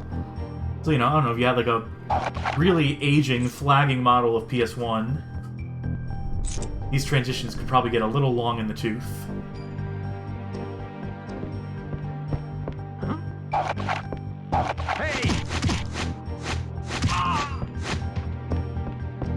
Bond's got a mean right hook.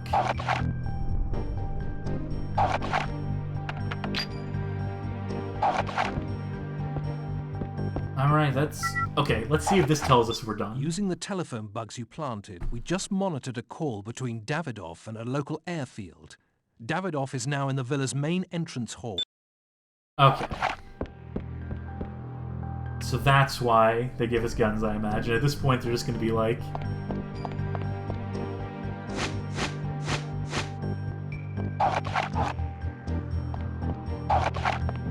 The game's over, Davidoff. I know about your dealings with Renard. Bond, what are you doing here? I have no idea what you're talking about. Besides, you're the intruder. I'm merely doing my job. Kill him.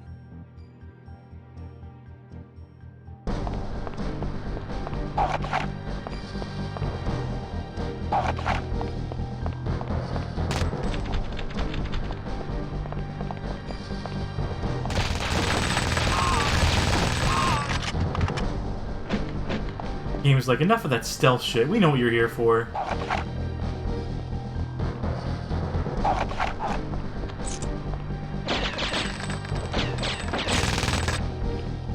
Sure hope you can't take damage during that. Hey, was this not the door that Davidov went inside of? No, he's gonna be in the car. That's where you need to go. That's mirroring the movie in like some weird mirror dimension where the events of the movie don't quite sync up, but they still like have like bits and pieces that are the same.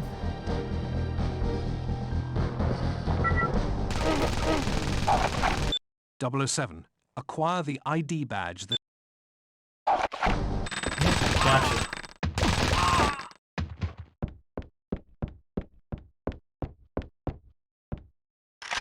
There goes the music.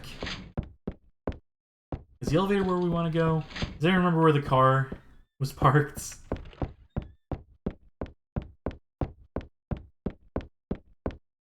This is really missing something without the music, huh? It's, Of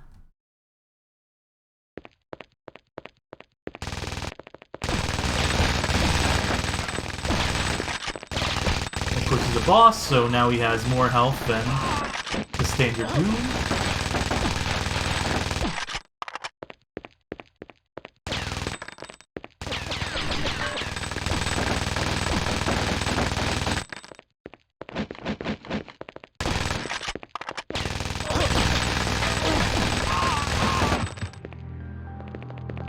Oh yeah, turn the music on just as soon as the boss battle's over.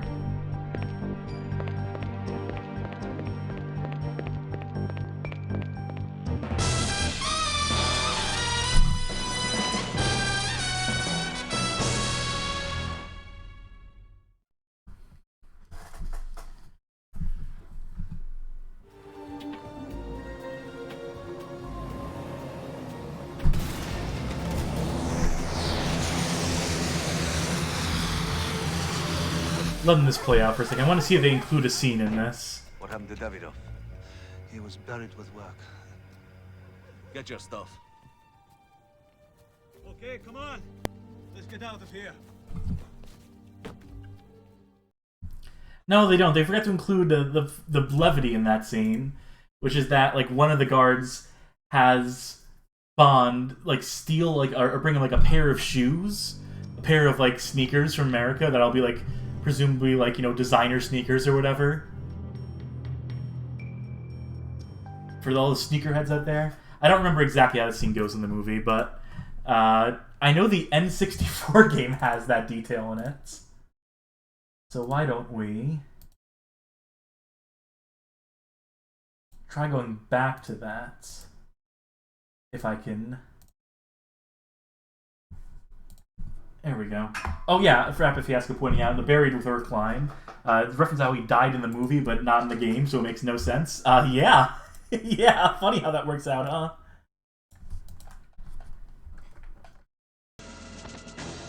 Oh, I gotta switch controllers back. Whoop. Look at me menuing through these. You would mistake me for someone who knows what they're doing.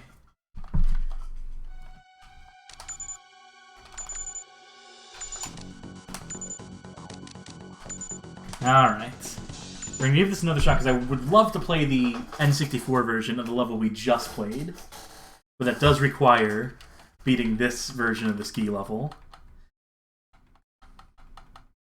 You know, you're not supposed to get this on your first try either. And what killed it for me was the attempting to activate cheat codes after the fact. And now we know what we're doing in this, maybe we'll blitz through this on the second try. I can also increase the speed. Something I was not doing the first time because I was trying to be more accurate with my aim, but maybe increasing the speed will make it so that people are missing us more, like, often in terms of their shots.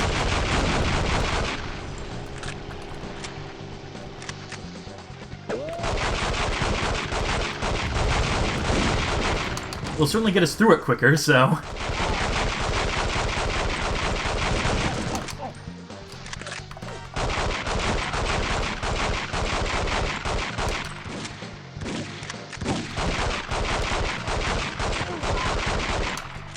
Let's go left this time.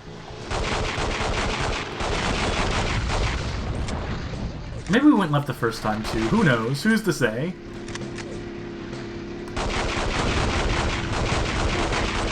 This time we know we don't need to do anything about that. This is where we need to slow down. There we go. Now speed up. I also think we're better off just sticking with the pistol here and spamming shots since they give us enough ammo for it.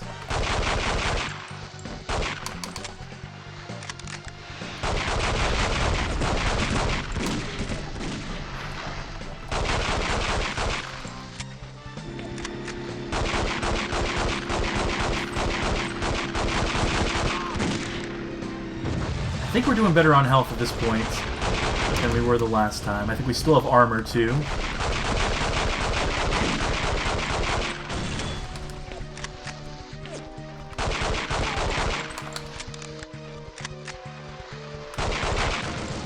Stay left. Bypass the cave. We can even skid across some rooftops now. Oh, there's some body armor. I do want that. What? There we go. And now I think we're guaranteed to pass this level.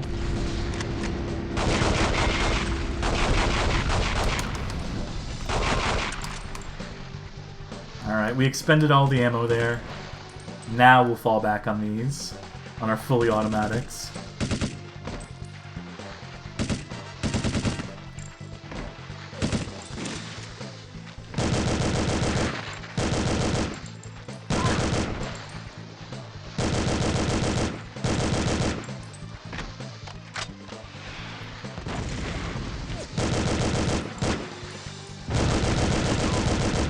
Remember all these things that gave us trouble last time? Oh, look at that sick jump I just got. That was some sick air.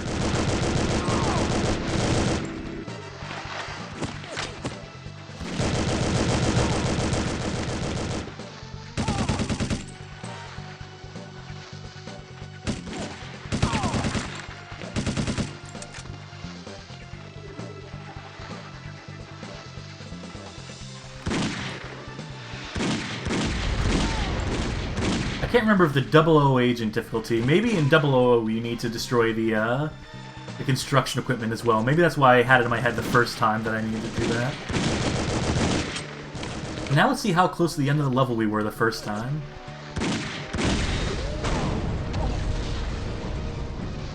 Oh my god, we were so close to it! Well, at least we did that in like record time, so... Can't complain too much about having to replay that. Actually, no, I want to see that cutscene because I want to see if they have the expanding jacket bits. No, the PS1 version has the cutscene where Bond uses the inflatable jacket in order to shield them from an avalanche. Double save on top of that. Alright, now the comparable level. Night Watch. Avoid alerting, find telephones, plant wiretaps. So we got that in common. Providing evidence that Davidov is a traitor. Alright, so consistent in terms of objectives. Lateral thinking, almost, to an extent. Because these were two different developers. I don't know how much talk they had between each other, Eurocom and Black Ops, during development of their respective games, or if they had a design document handed down to them from, what's the name of the 007 production company? Watch out for the security cameras. They've got motion sensors. Someone knows what I'm talking about. Range. Each set of cameras is linked to a nearby security office, so your best course of action is probably finding those security centers and disabling their systems.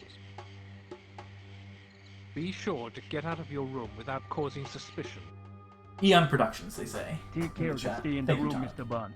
I would hate for a guard to shoot you by mistake.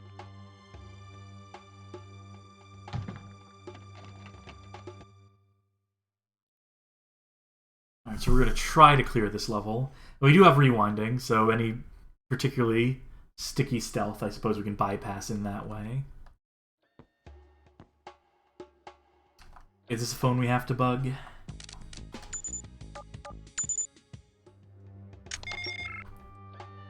kind enough to let us know how many.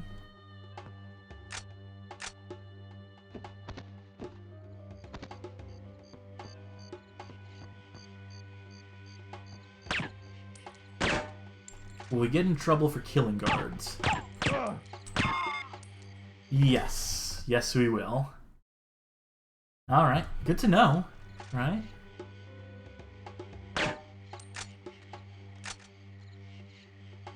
How many darts do we have?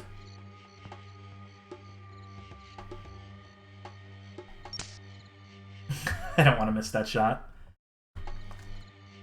Not a particularly hard one to... Or maybe it is. There we go.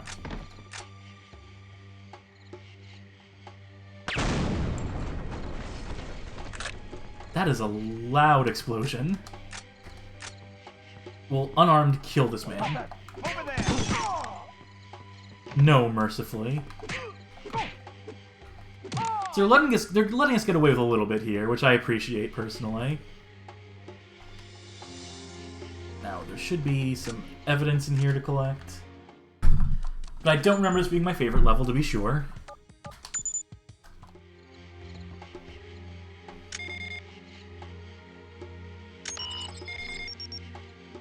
There we go. If we didn't just shoot the camera, that could have been...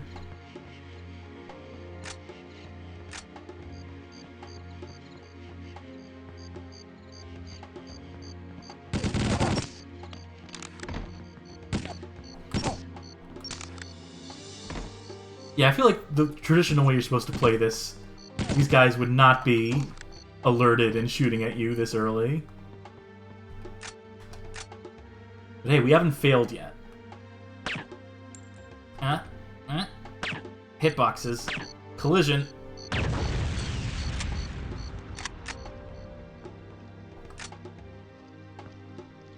What was that? Oh, man's gonna drown to death now.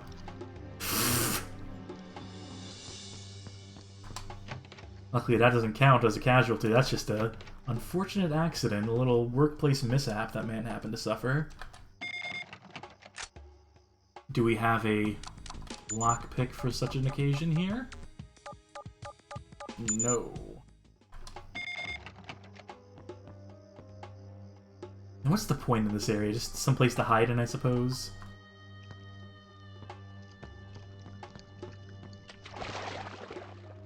We do have an oxygen meter. This actually, I don't know how far we'll get in these games, but the last level of this game heavily uses the oxygen meter because it's a submarine level. In fact, the final levels in both games are the submarine in which the action climax of the movie takes place. The difference is that the N64 version is this really inspired one where... Oops!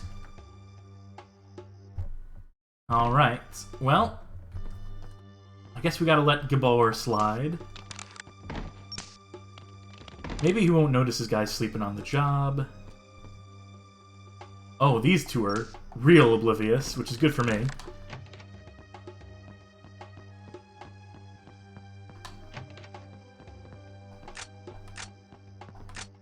Who's there? Quick, go Gabor! Why isn't... Huh. That was an interesting little hiccup there. Gotta switch to the menu to use gadgets in this. Home tap. Anyway, the N64 version of the submarine level has, like, the submarine inverting and, like, rotating and, like, crashing and burning. And so the level, like, flips on weird angles. And you have to do, like, swimming and platforming and all this stuff. It's maybe not necessarily the most fun in the world. In fact, it can be downright tedious. But by comparison, the PS1 version is just complete flat note. Is just, like, go from door to door in a flat level.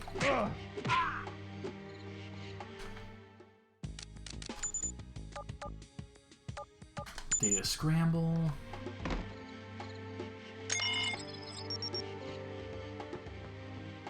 As of yet, we've yet to find any that evidence against Davidov. So that might not be as clearly signposted. Can I just run past these guys, these fools?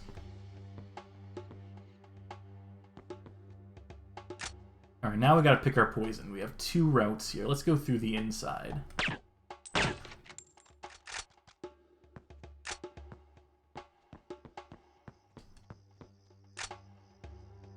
Who's there? I wonder if these are the... If these are the notes, then I maybe have to backtrack in the level, which would not be particularly fun, or...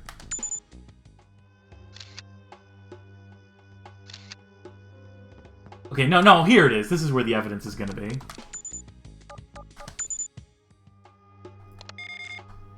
Oh, like hell I can't use that here. You're being that specific with the aim, huh?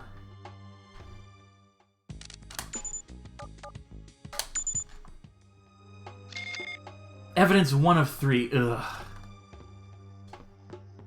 Yeah, this level is gonna get a little long in the tooth, isn't it?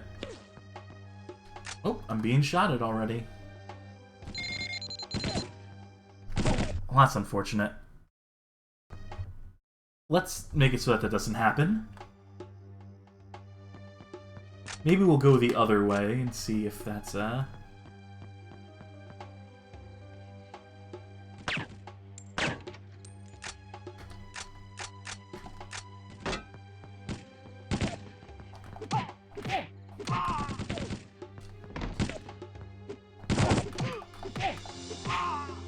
You know, it's probably the camera that alerted.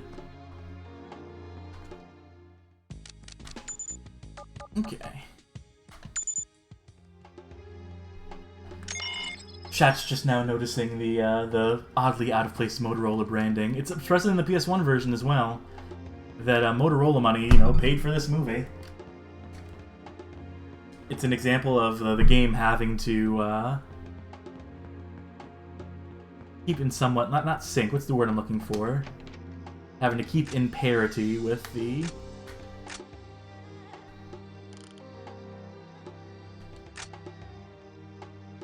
movie it's based off of.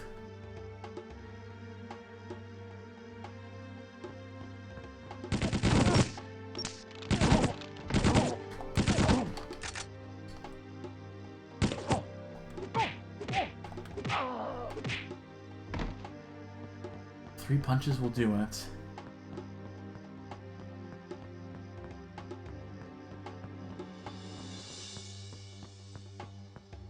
Oh, does this car look familiar?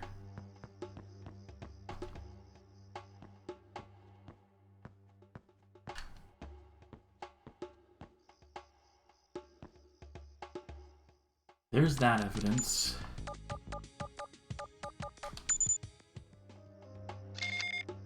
Hopefully you haven't missed anything vital.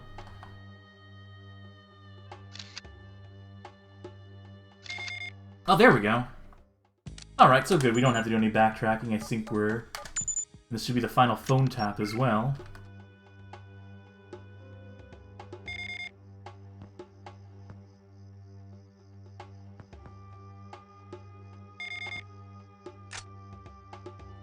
Now, what remains to be done in the level is the question. Quick, call Gabor. Oops. I know exactly what happened there. We need to be quicker about getting inside the car.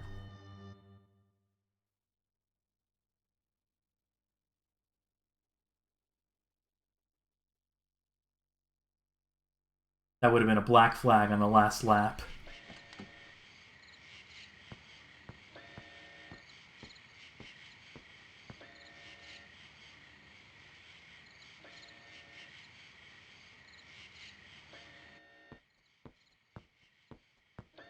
Let's see if this game makes the buried with work line make any more sense, as we were talking about in the chat earlier.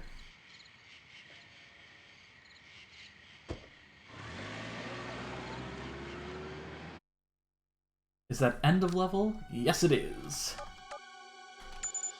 Wunderbar.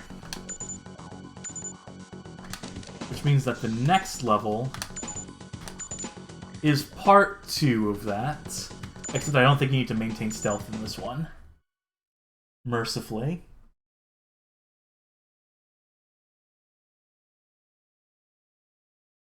I think this one we can sort of do as we please, to an extent.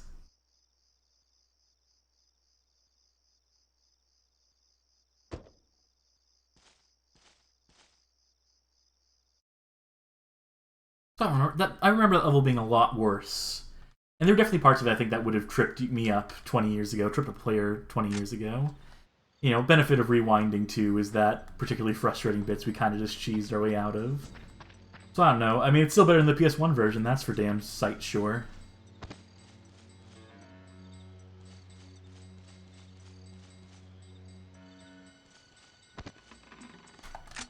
What was that?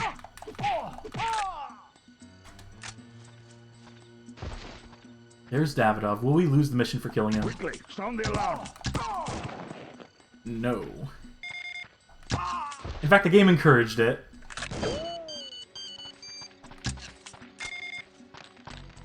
What is with these guys? Oh, they set an alarm. They were bypassing me to go directly to the alarm. I don't think we failed the mission for the alarm going off, but I would rather just not have the alarm go off.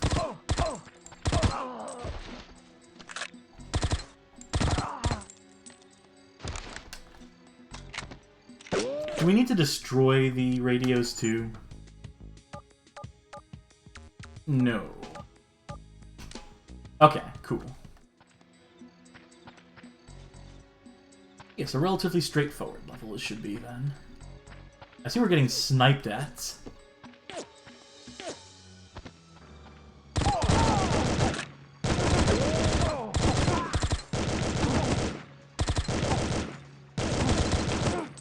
Oh, this is the one problem I have with the with single analog in this recentering to the middle of the screen when you I took so many bullets there, I just had to rewind it.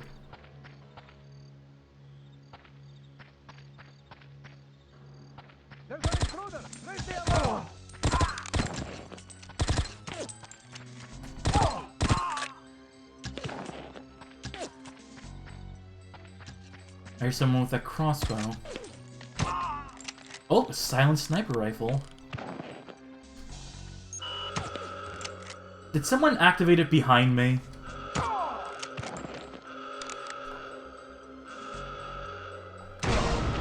Oops. Alright. This time, let's not let them do that. Let's do a quick 180 and deal with this dude.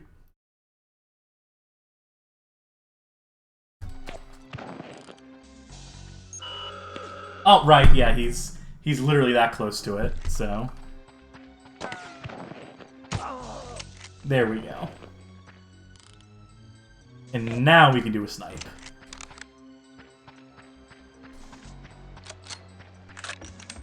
Wait, so this is a bolt-action rifle. Oh, you do individually load each shot. You have to bolt each shot in. Some attention to detail there. A little uncommon for an N64 game, mind you, when it comes to how they render guns. Considering that GoldenEye before it was just like, gun goes off-screen for a second.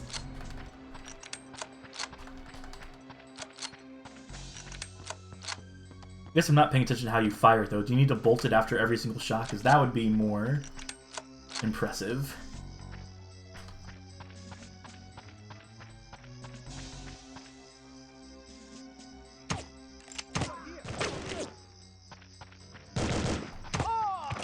No, you are not bolting it after every shot. You only bolt to load them in. I don't think that's accurate. I don't think that's how this gun works. I see there's just some discussion in the chat about iPhones and smartphones and phones in general, I guess spurred on by the whole Motorola thing. Which is understandable. Also, I need to quickly check messages. Okay, cool. I would also use this opportunity to say that, hey, thank you for watching. we're not over yet. I'm not wrapping anything up right now. It's just, you know, we've been going for nearly... There should be a timer. We've been going for 2 hours, which is, you know, used to be where I would just end these streams straight away, but I got nothing better to do right now.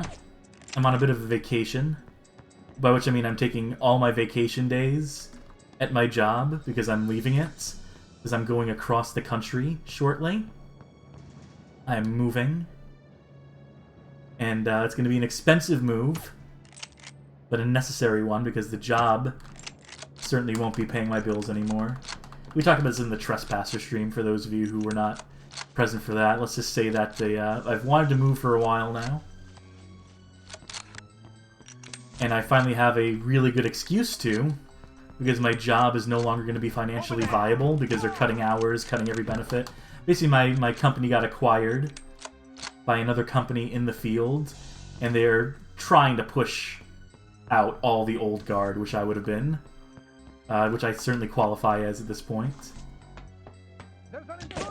So I'm using this as my excuse to move to Texas, to be closer to my partner.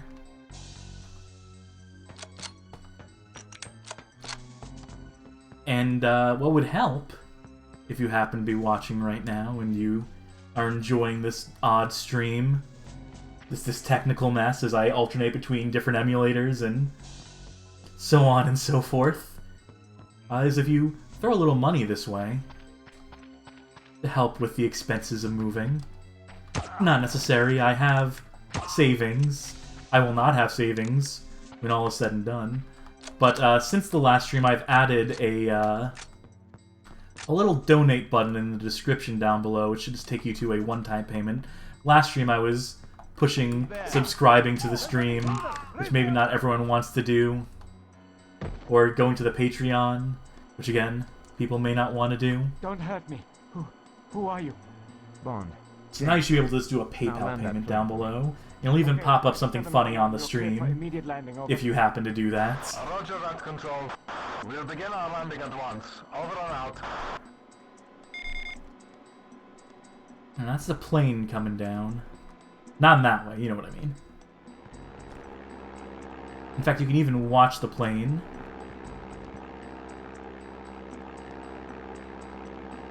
There we go. Now I know there's one more component to this. It was the bit I mentioned earlier that mirrors the movie.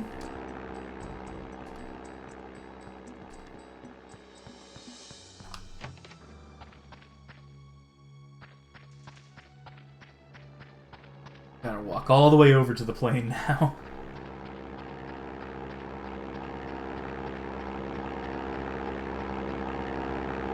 Who are you? Arkham. Mikhail Arkham. And this is an identification. Gadgets. Get to the control tower, get in the all clear.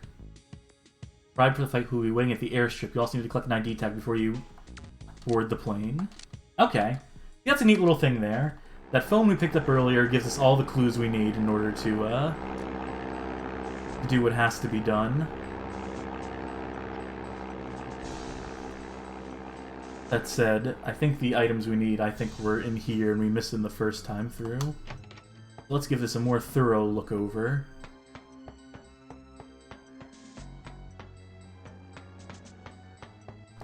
Huh. But I'll tell you, there can only be so many buildings here. This is a present from me to you. Thank you very much, Frappe Fiasco. There we go. And Dark Castle on Mac is very good, as a matter of fact. I believe we talked about that at a certain point when I was writing a certain article for the sites. I think we even synced up content at a certain point, if memory serves. I think you did a piece on Dark Castle and the Dark Castle Beyond as well, which I was more than happy to promote because you do really cool shit on your YouTube channel. Meanwhile, I'm looking a little less cool right now by not knowing what the fuck I'm supposed to be doing or where I'm supposed to be going. I guess let's ask some questions here. Which direction did I come from? In which direction do I need to go? I could also just watch a long play. And see, like, exactly where the item pickups are.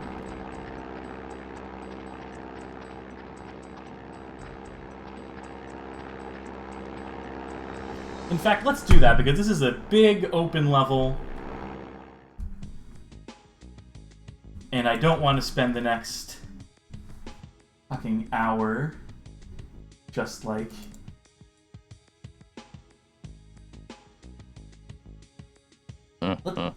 Let's see. This is a present from me to you. Does it replay the... Interesting.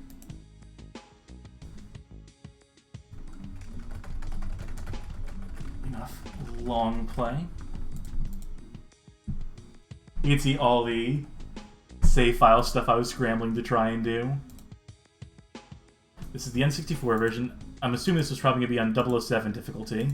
Midnight Departure. You only donated once. Trust me, it's something to do with the Streamlab elements and the way I transition between scenes there. Alright, so they already have the items before the mission ends.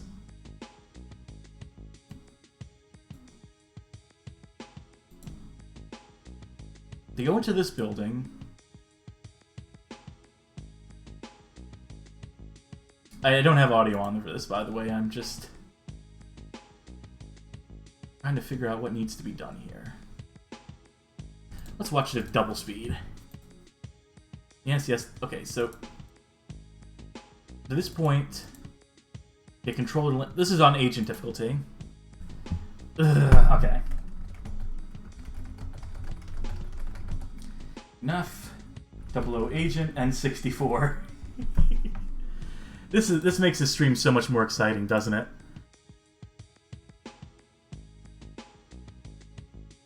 Find an item to bribe. That's what I'm looking for.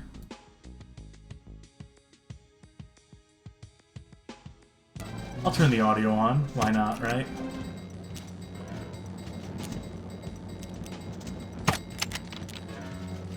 To make this look easy. Yeah, this building. Yeah,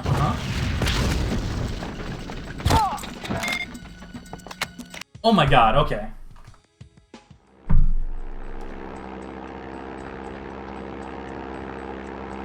I guess that solves one of our problems. Oh, I should probably switch back to the 4x3. Here we go. So I need to blow up an explosive barrel to reveal the item that I'm...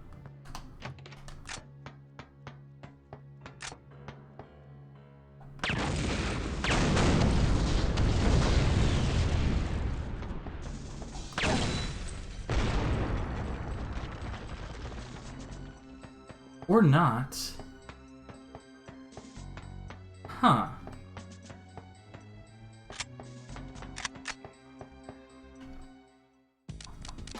Gadgets. Cell phone, night vision goggles.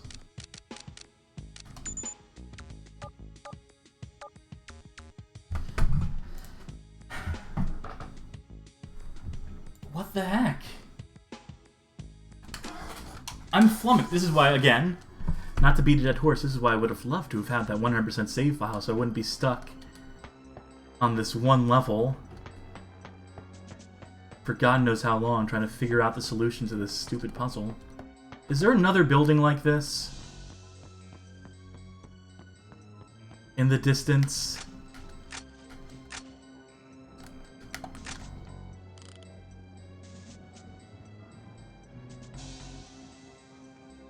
No? Maybe we turn on these night vision goggles. Maybe this will somehow highlight the item we need.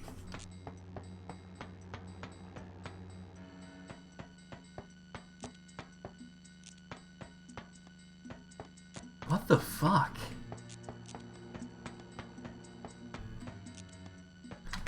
Let's check the tape.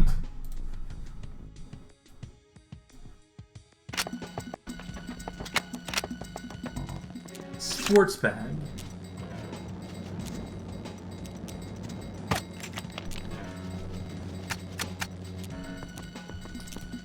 Here we go.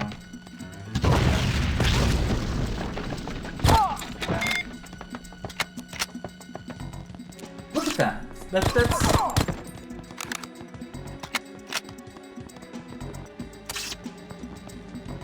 Is there something broken in my version of the game?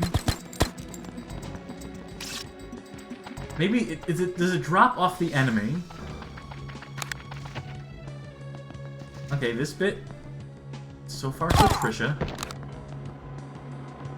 Don't hurt me. Who are you? 5711. Yep, they land the plane for us. And then they just end the mission.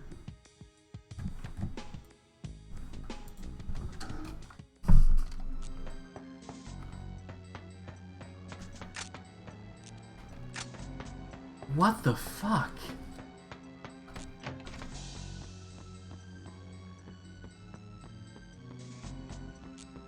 I have absolutely no idea what could have happened here between my instance of the game, whatever fucking version of the game they're playing there.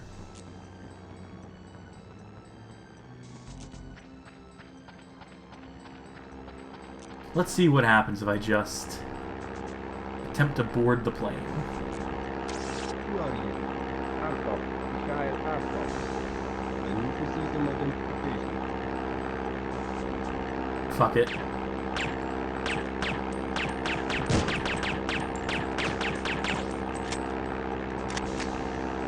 I guess I can't do that. Ugh, I guess I'll just restart the mission. Brutal. I know we also hemorrhage viewers whenever I get stuck on a level, so... I'm especially pleased about that detail.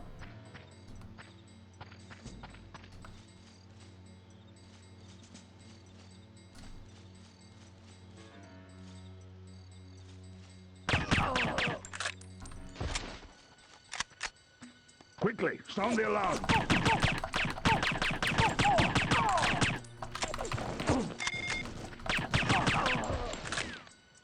Fuck you, Davidov, you dweeb.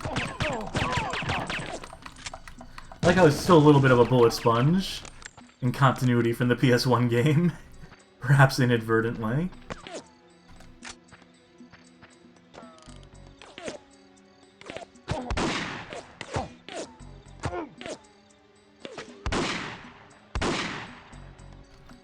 There we go. Doing some fine aiming with the N64 analog stick. It's not the easiest trick in the world to pull off, but country girls make do. No one sneaking up from behind us? No one gonna...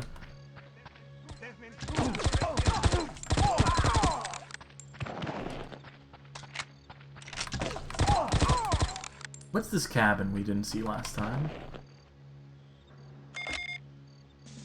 Oh, okay, I guess we were fucked no matter what. For not having that item.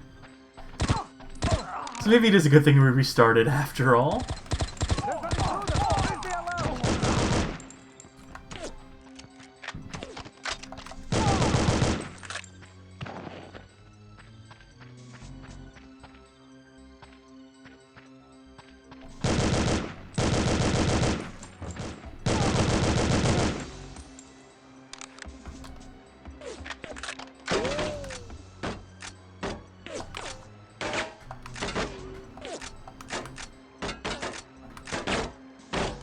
Thank you for being so patient, random goon, with a very bad aim.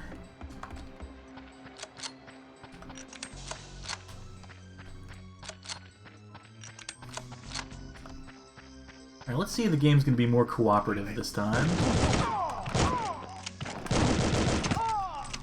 I love these one-hit kill weapons in this game, the magnums, the sniper rifle.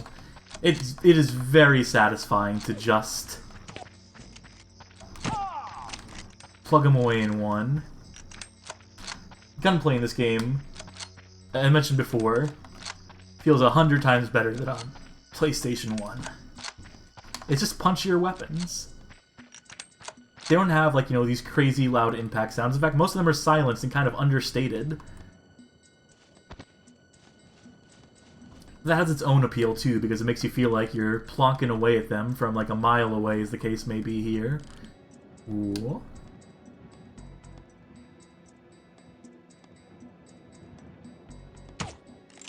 Look at that dead zone there. Look at that tricky little... There we go. I don't even know how well these enemies show up on stream, considering how compressed as much as this. Maybe this is where...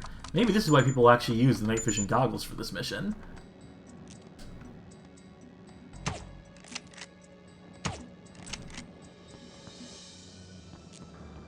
What a revelation.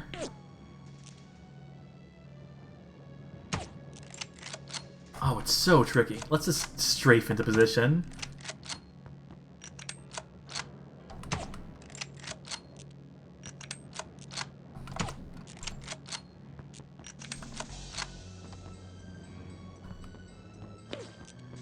These must be the guys who were shooting at us.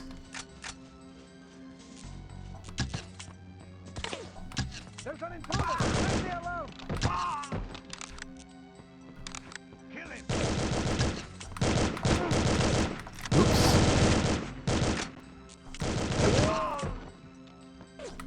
Bad time to have to reload, but...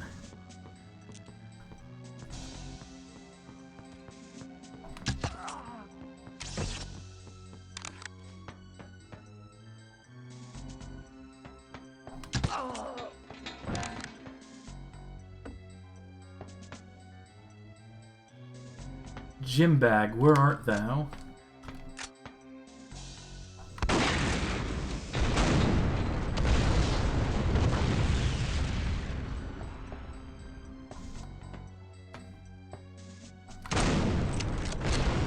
Oh wait, hold on a second. Find an item to bribe the pilot.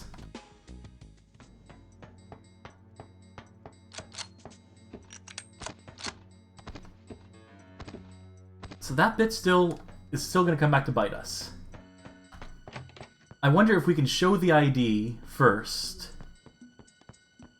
and then worry about the bribe afterwards. Maybe that will make the item spawn.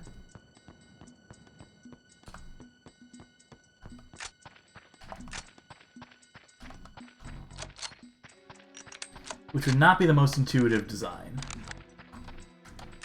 You know, I like this game, but clearly not perfect in some of its implementation.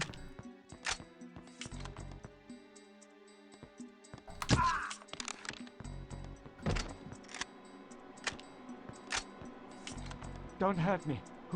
Who are you? Bond. James Bond. Now land that plane for me. Okay, Flight 711, you're cleared for immediate landing, over. Yeah, we saw them land it last time, so I'm not gonna watch that. I wonder, can we get in the way of the plane? Get run over by it, potentially?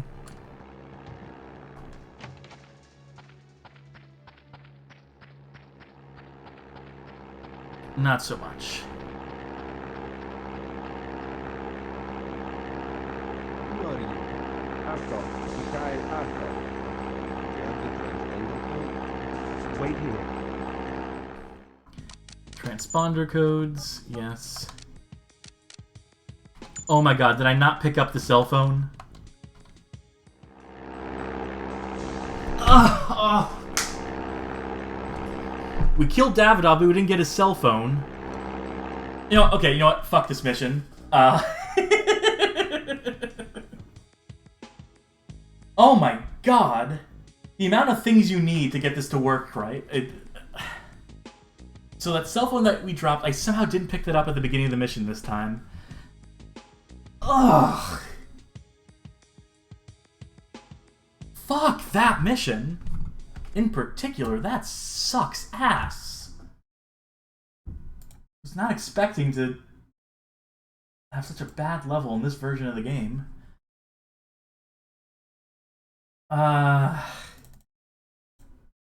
Let's go back to the PS1 game. Let's see what the next mission of this looks like. Why don't we? Davidov's plane has landed near a nuclear test. Looking at the Christmas Jones dossier, I see she's quite attractive, and also a nuclear physicist. Let's try to keep that relationship plutonic, shall we? Boo.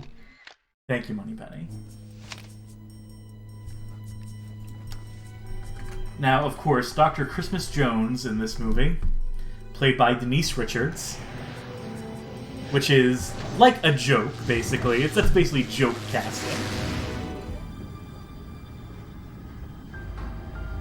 I am going to look up The World Is Not Enough N64 game facts.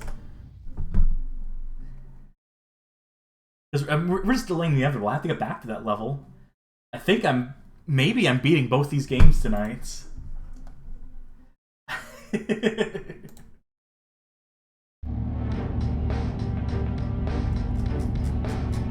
And if I do, I kind of need to get past that level. Avoid harming the technicians, but Renard and his men must be stopped at all costs. Duly noted.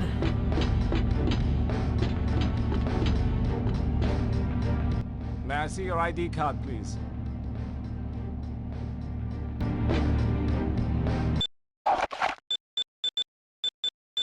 Again, this is just unnecessary busy work. Sorry, sir. I cannot allow you to pass without an ID card.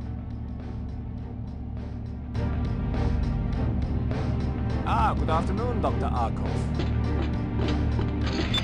It's like adventure game logic where you have to use the item on the item in order to get stuff to happen, where it's just like, is it not enough that I have the item in hand in my inventory, I have to actually take it out and show it?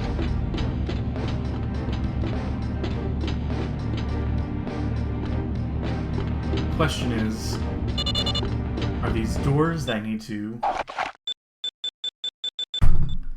use this key card I just picked up on? No.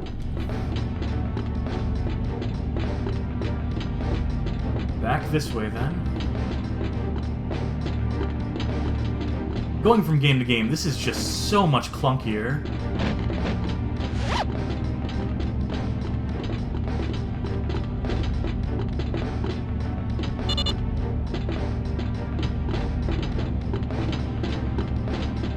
It doesn't help that every corner, every little bit of geometry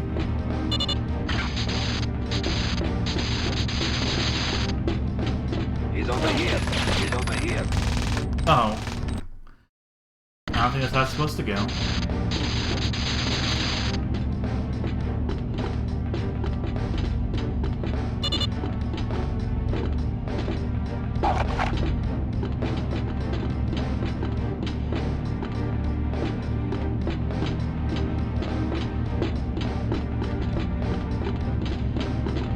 He's over here. Fuck it, let's just keep running.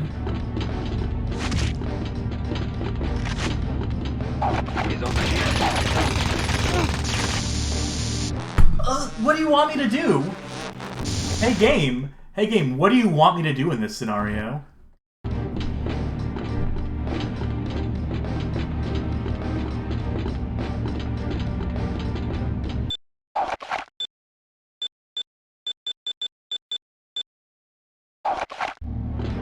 He's over here.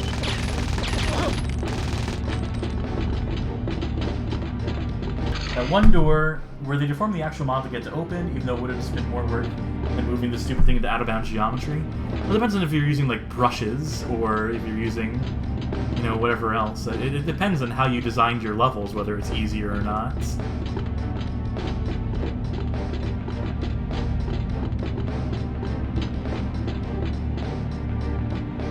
Are we gonna find Christmas Jones in this level?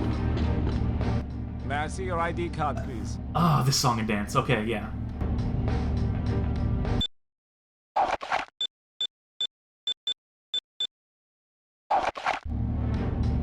Ah, good afternoon, Dr. Arkov. Yes, sir. Thank you. Some brightly colored children's chemistry set right there.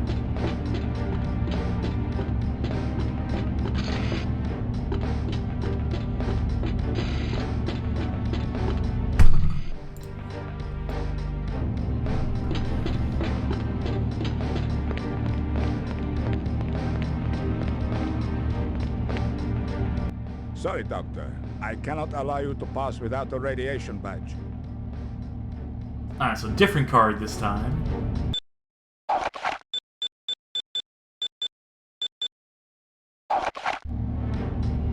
Good afternoon, Dr. Arkov. Totally different voice actor there. Totally same guy doing wildly different voices.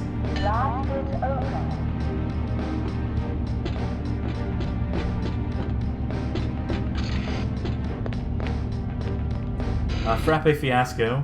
I like the way you hold your hat badge at all times, like when Wayne guards her off their backstage pass all the time in Wayne's World. Like a child.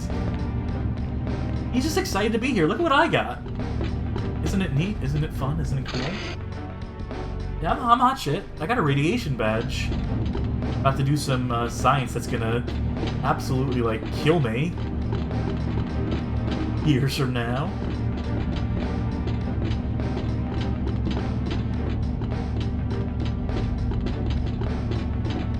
See, now we can backtrack all the way to here. Hey, Dr. Arkov. I'm the chief IDA physicist here, and I need to know what your men think they're doing with that nuclear warhead. Those aren't my men, Dr. Jones. They're terrorists. Now where is that warhead? Get down that hall. I also saw one of them remove the locator card, so if they get away with the warhead, we won't be able to track it down. Wow, she's very trusting. 007, you must stop Renard from... Yeah, I'm on it, Chief. Let me just switch to a weapon. Get a load of this frame rate, huh?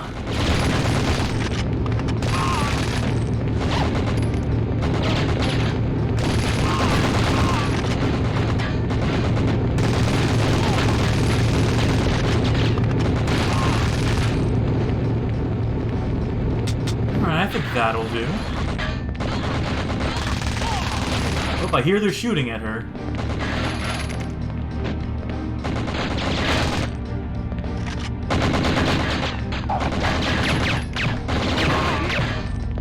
So now the drops in frame rate are actually starting to affect my ability to shoot.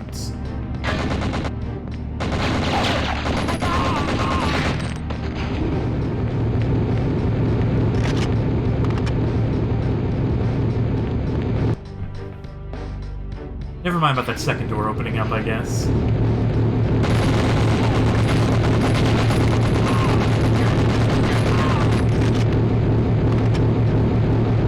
Look up there.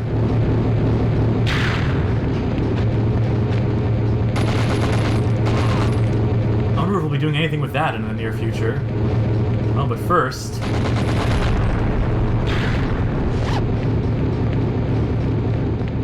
Oh, it's the big bad! No hard feelings, Mr. Bond. But we're even. Soon, you'll feel nothing at all.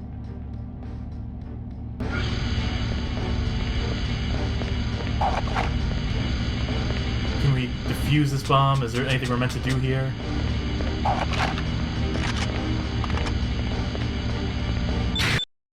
Oh! I think I did it just as...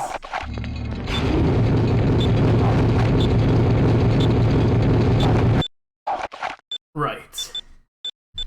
MC Portugal came by hopping by for Cass's heartwarming realization that Twine PSX isn't actually that bad. Did it happen, though? No, the PSX version is bad. I think we've squarely decided on. It's the N64 version that is not as bad. It's actually quite good, but we are currently a little upset at it for having a not-so-fun level in it.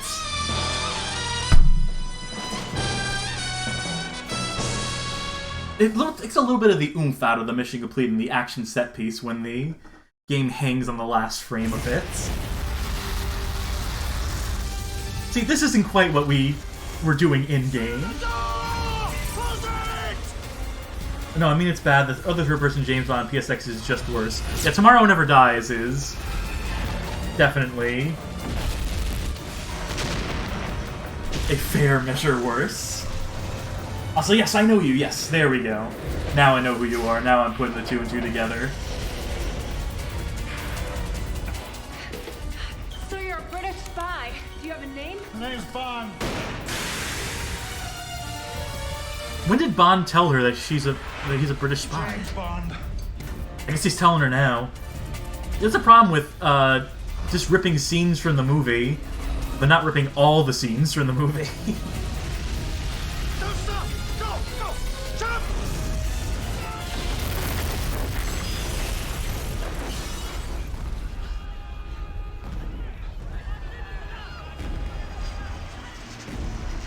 Have I ever played 007 Racing? Yes. I believe that's by you Technics, who are not Eurocom, made the N64 version of the game that we've been playing, going back and forth between, but another developer entirely from Europe. And I believe 007 Racing is not fondly regarded by most. Alright, another one bites the dust. Let's do another one before we get back to Renard's forces N64. have just seized control of one of Electra King's oil refineries. We believe that Renard plans to destroy the refinery with the stolen nuclear warhead.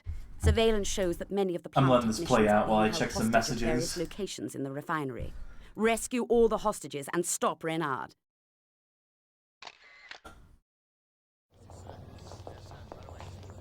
Man, we are just jumping from, like, scene to scene on the DVD menu of this game. We stand. One of Renard's men removed the locator card from the bomb, so we can't track it. But what?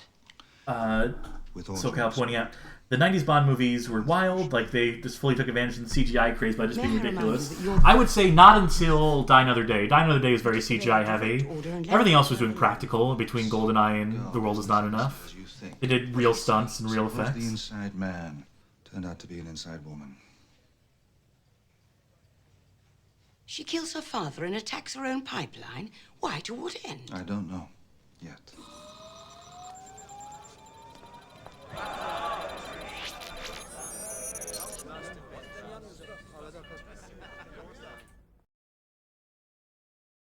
Mick G's Die Another Day.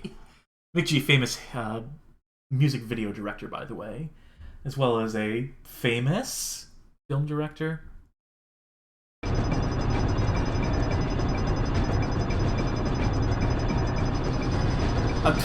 Go into a conversation in progress.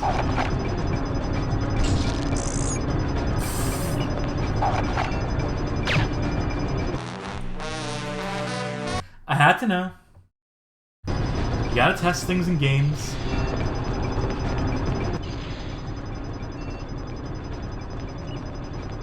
Yeah, take your time walking over here. Wait, please. how do I get to the maintenance rigs? The pipeline runs all the way to the maintenance rigs. What? Well, right now. If you can shut it down, you can travel through it. You're a little low there, buddy. That's all I needed to know. A little urgency in the voice would have been appreciated. Renard's men have blockaded the main entrance to the switching station. So again, this is another example of them adding to a scene, adding first-person shooting action, where it was not previously, which is fine. Not a sin, not egregious. I think it all just depends on your implementation. Because it depends on how fun that first-person shooting action is. Alright, sure, channels must be offline. Guess I've gone the wrong way.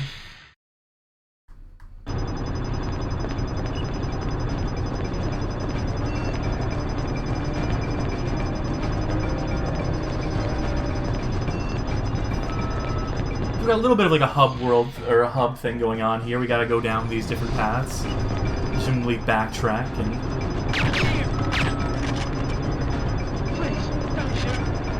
That did not go quite as smoothly as I was hoping for. I thought I was going to be able to shoot through the glass and discreetly deal with these guys, but... N64 game has breakable glass. This one clearly does not.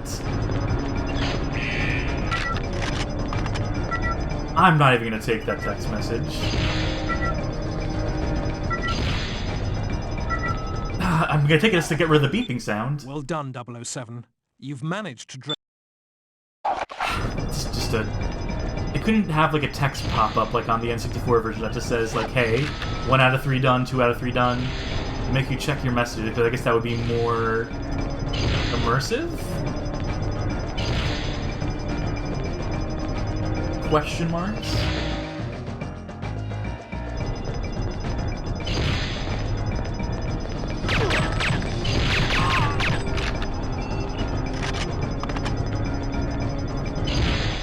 Lag thus far, to answer a question in the chat, was pretty severe in the last level. Most of these levels do not punch above their weights. Most of these levels do not punch above their weight, if I said channels out loud. I think the snow level is also very laggy, in addition to being one of the worst levels in a first-person shooter of all time, as we played earlier. We're certainly tossing plenty of shit at us, in terms of body armor. Oh, look at that double barrel. That's adorable. One-handing this little weird, antiquated double barrel thing.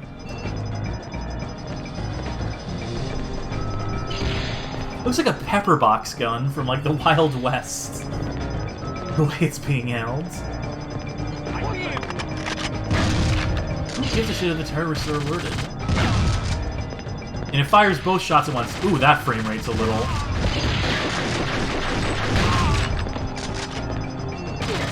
That gun seems effectively useless.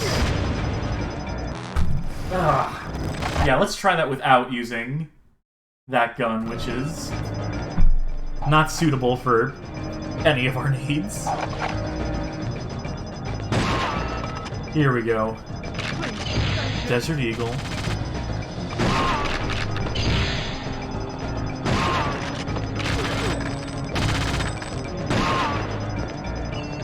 There, technician saved.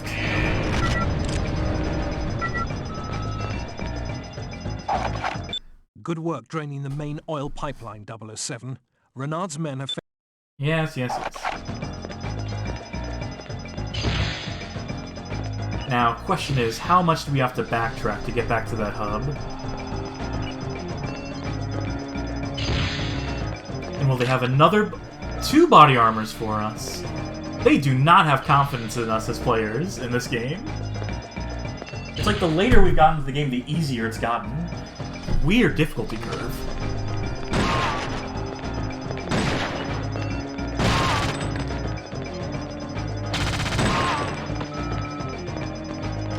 Bond and his trademark Desert Eagle. But hey, one-hit kill guns. And it's a handgun, no less. So I'm in love with it. That man was wearing night vision goggles.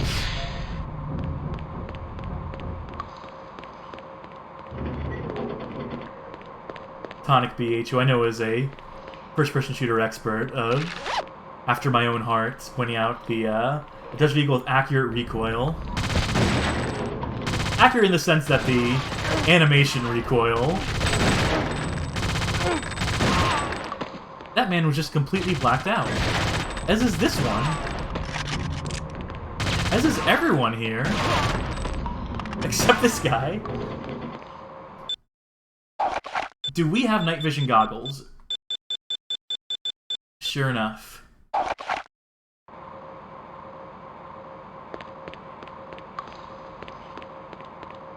So, I hope there's more enemies in another darkened tunnel. Because I need to confirm something there. Christmas. What are you doing? I told you to stay asleep. Okay, hold on. We're gonna have to fast forward, rewind, and hope this works. Hope I have enough buffer here. Okay, wunderbar.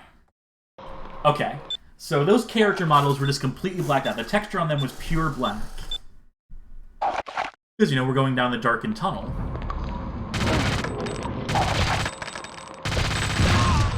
Yes, they expect you to use the night vision goggles here, even though it's completely unnecessary.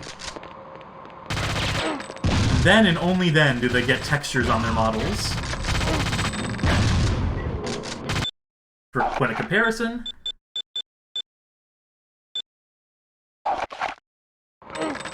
it's not gonna let me take it off, is it? Ugh.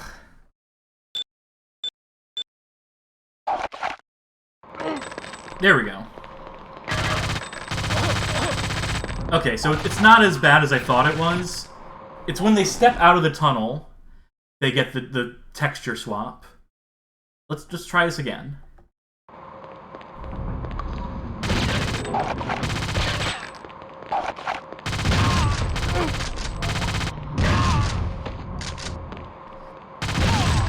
Okay, you can literally see the point in the tunnel where it happens. I back up. It's like they go from... You ever heard of a Fulbright? If you're a player of, like, arena shooters, you know what I'm talking about, right? Where you set whatever texture is on the character model to be, like, a pure white, or, like, a pure red, or whatever, for visibility on maps. What they're doing is they have a line that they cross, like, let's say, like, right here, where it swaps in between a quote-unquote darkened texture and, like, a texture that has, like, light being cast on it, right? Because they're not going to have an actual lighting model in this game, so the best they could do is sort of trigger points. Christmas. In the same way, like, Doom did, like, baked-in lighting on the maps. Somebody had to be here who actually knows how to disarm the warhead. The bomb is headed down the pipeline. That second rig is offline right now. Hold them off for a minute, and I'll get the rig running so we can chase down the bomb. Hurry up. I think we're about to get some company. Alright, another excuse to camp out by a terminal.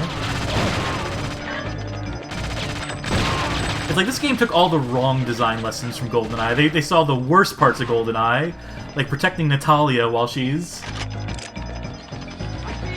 working on the computers in the, what's the name of that level? Anyone who's played that game knows what I'm talking about, and realizes how absolutely brilliant my insight here is.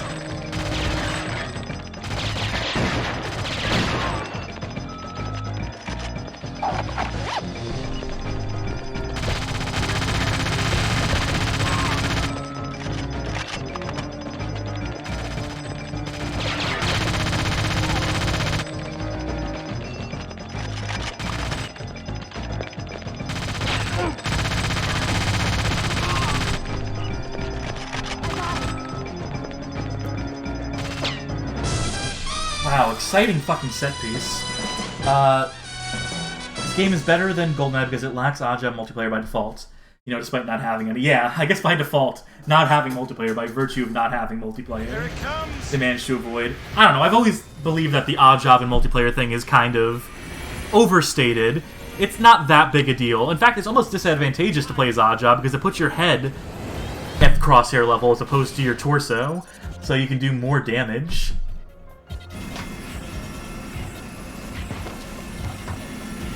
So really, it's disadvantageous. If you want to play advantageously, you play as Jaws, because you don't expect to have to aim up and hit him in the head.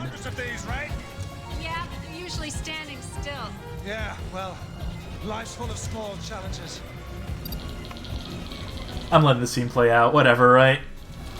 Look! Half the plutonium's missing! So what are you saying? It couldn't go nuclear? There's still enough explosive in there to kill both of us if the trigger charge goes off. Let it blow! But I can stop it! Let it blow!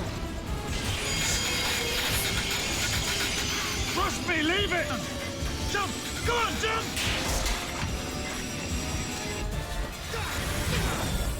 They don't do a good job explaining this, what Bond's rationale here is. You know, because we're missing so much context from the movie. Oh, and right there! We missed, like, the payoff to that whole scene! Ugh. Again, they require you to watch the movie. Necessary context for playing the video game. God forbid you dislike first-person shooters. Red alert, 007. 3 of our men have been killed at the pipeline, and M and Electra King are missing. We must find them. We suspect... Would have been great if you showed that scene from the movie. Zukovsky's casino may have been a payoff. MI6 has spotted Zukovsky's car heading towards his... So again, this game goes out of its way to skip, like, the actual, like, scenes of interest from the movie. It thinks the explosion is more interesting than the plot revelation. It thinks Boom is, like, infinitely more compelling than, like, the reveal of the main actual antagonist of the movie. Just cut that bit out. Save that for Robinson to tell you in dialogue. Who are you? And how did you get in? What's your business with Electra King? I thought you were the one giving her the business. She drops $1 million in your casino and you don't even... Yeah. It's, as much as I love Sukowski, and as much as I love to watch him act right now. Robbie Coltrane, that is. We got business to do. These are not thorough long plays that we're doing here.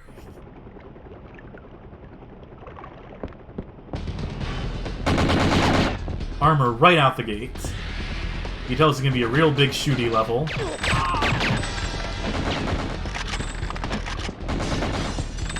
Oh, I guess you can break glass in this game. Rocket launcher, yeah.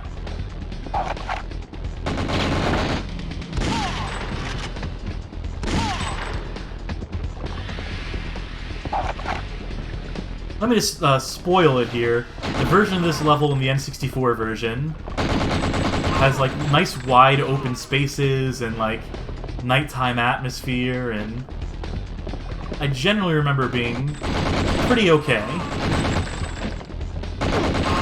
We'll see how this compares.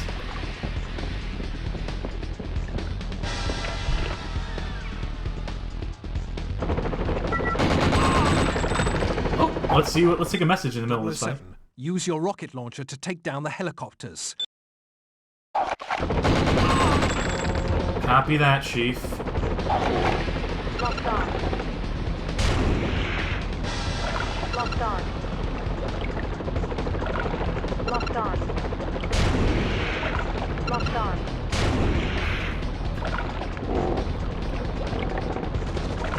Okay, so that lock-on doesn't actually work. I'm observing. Small arms. Let's just ignore what the game says as far as the lock-on is concerned. Wait for the helicopter to be standing completely still.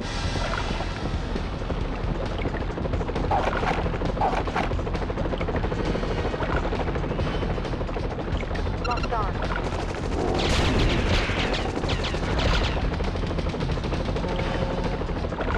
Locked on. Locked on.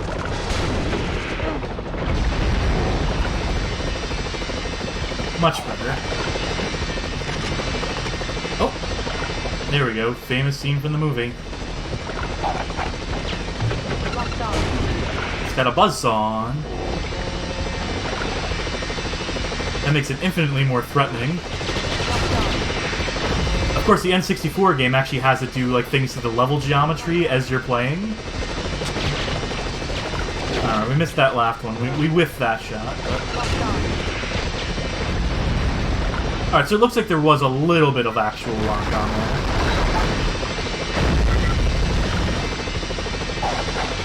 Get across the pipeline, 007. You're too vulnerable outside. Yeah, don't gotta tell me twice. How do we get up across the pipeline, though? Do I mean this direction? Oh, I see. There we go.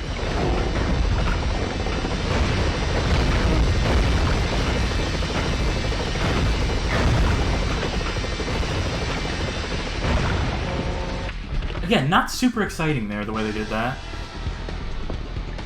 The saw is just, like, entirely for show in this version, whereas in the N64 version, it's, like, literally cutting the path in front of you and making you do platforming, which doesn't sound all that appealing when I say it out loud, but at least makes for a dynamic level.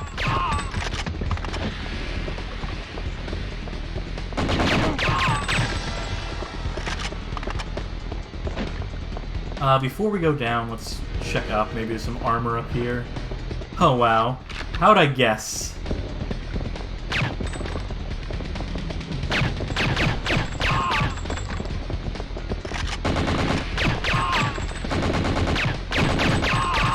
Thank God for auto slope camera here.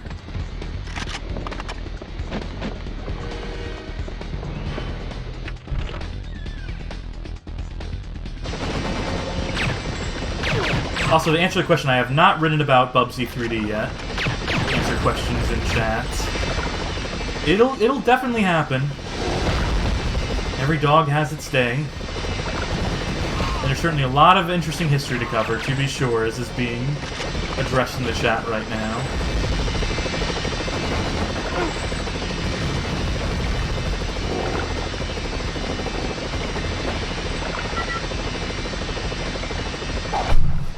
Turn on the main gas valve, 007, and lure the chopper over the out... I think it's there. Is where we need to use the wrench, I would presume.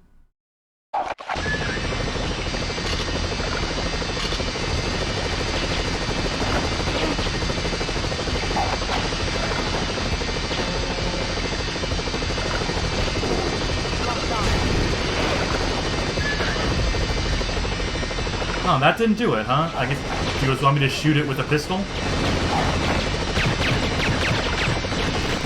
Oh my god, I wasted so much time that it actually unset it, so let's try that again.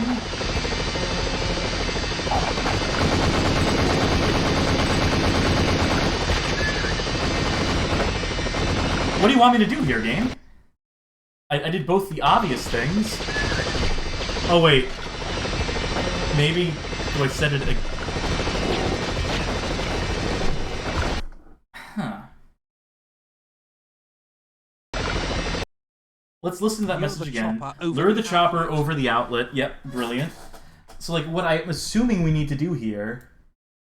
Also, I'm going to lower the game volume a little bit, because it's deafening me on this end. It's like the game suddenly decided to get way louder at a certain point. Answer a question from chat. Okay, ignore the N64 version. Does it hold up as a mediocre average shooter on a PS1 at least? Because you keep saying in the N64 version, but like the PS1 didn't have that many good FPS. No. I'd say it's just like a very pale imitation of a decent first-person shooter. And again, it's wrong item. I just don't think Black Ops Entertainment was particularly adept at this genre.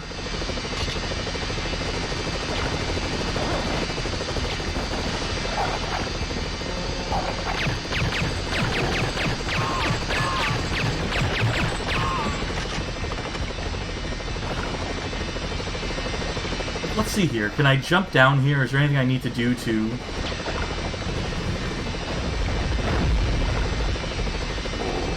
Where'd those explosions even come from? Oh, you know what? Maybe someone's shooting at me with a rocket launcher. Maybe what I need to do is shoot a rocket at the gas valve. First time through, I shot the explosive at the helicopter itself. Crime Crackers is fun, by the way. That's where the chat's at right now. Crime Crackers is fun. Killiak the DNA Imperative is not so much.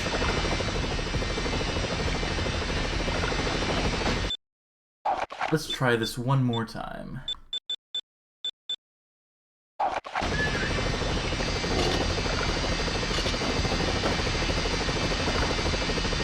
Use flare gun! Okay. See, that didn't pop up the fucking first time, did it? Or maybe because it's a tooltip and there's so much other shit going on here. Now the question is, where's this flare gun I'm meant to be using? Huh? It's not in weapons. There's not a separate gadgets menu. Ooh?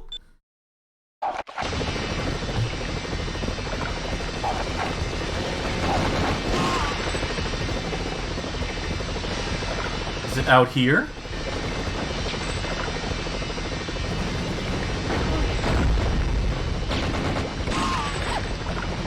Oh, enemies can drop. That's kind of handy.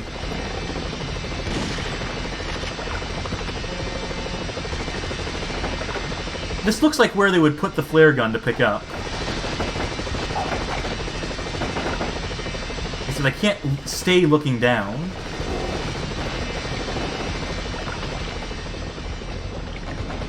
Ah, Fantastic Four PlayStation 1. Even if I get paid for that one. Maybe. I would consider it. I don't know if $50 is enough.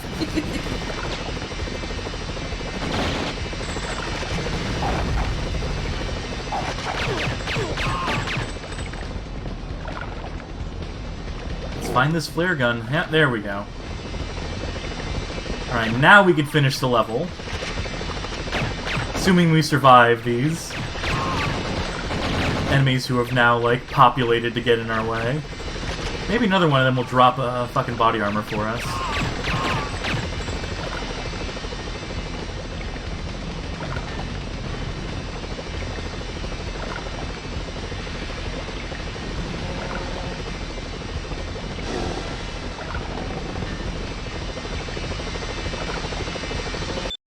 I mean, at least the game does tell you, like, use the flare gun to do the stupid thing that we want you to do. Because a gun wouldn't work, right? For the stupid thing we're trying to accomplish here. This isn't from the movie either, to my knowledge.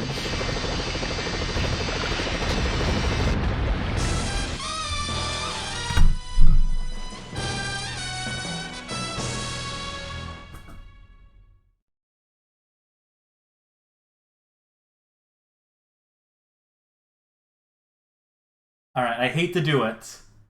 But we gotta switch back to the N64 version. We gotta try that level a third time.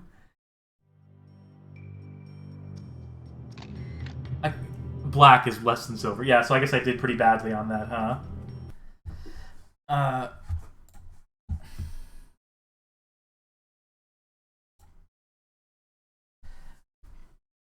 I just had it paused in the background this whole time, by the way.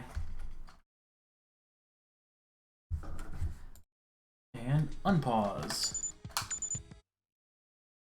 Alright, so we got like 2 levels to get through in this one.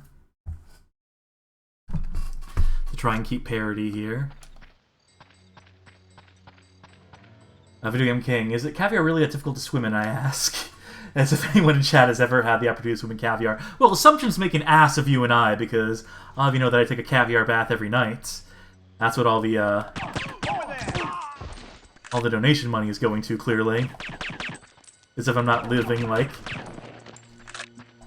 paycheck to paycheck.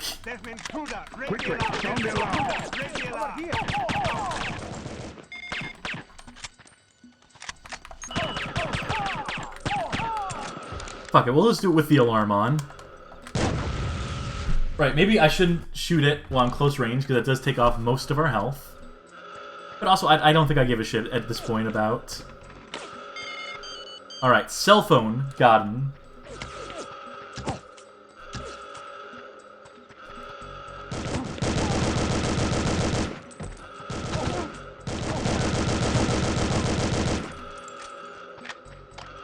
Video Game King asking, did you get the cell phone? Don't worry, I'm crossing my T's, I'm dotting my I's.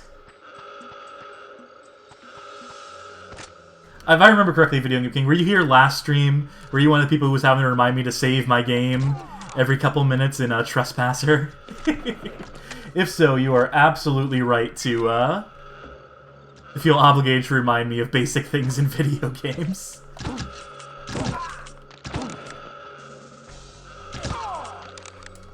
Alright.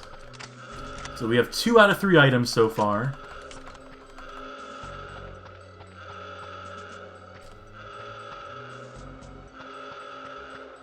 None of this is a guarantee that the part of the level we've been running up against and getting stuck on is actually going to work out at the end of the day. But it makes me feel a damn bit more confident.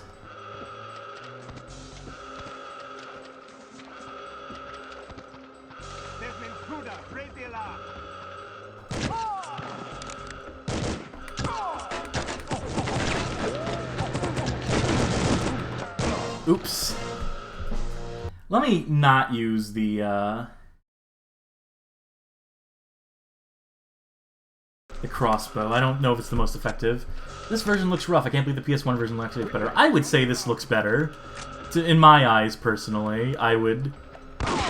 And I'm a fan of the PS1 texture warping and all that. I love affine texture warping. I wish games still had affine texture warping, somehow.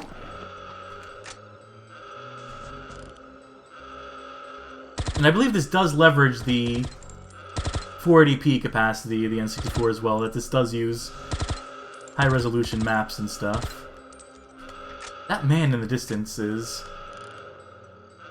I guess I got him eventually. Pointing to the trees is the particular point of claim. Yeah, I guess that's fair. Fact they're just billboards, effectively. 2D sprite. I guess, you know, the PS1 version didn't have trees to could really compare against. Imagine it had done much the same as its bounding boxes.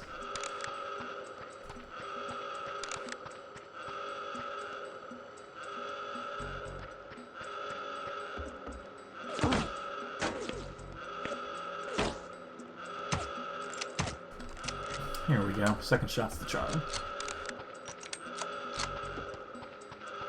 Checking the insides of... Just write the floating points and see buffers out of your graphics engine. That's not a bad idea.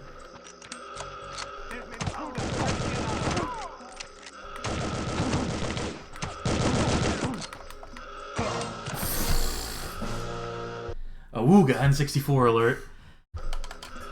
Raise all the alarms.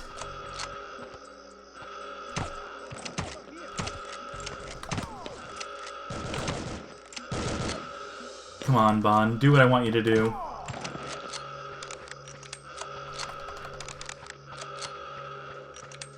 Now, we're really crossing our fingers here. We're really living on a hope and a prayer and hoping that, the thing we need to appear in the final portion of the level appears. If not, I'm giving up on this version of the game. As much fun as the previous levels have been, you know, it's not like this level is terrible up to the point where it doesn't seem to work.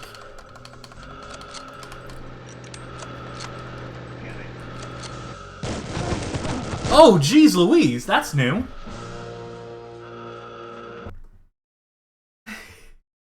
I guess triggering that alarm really does change this level up pretty significantly.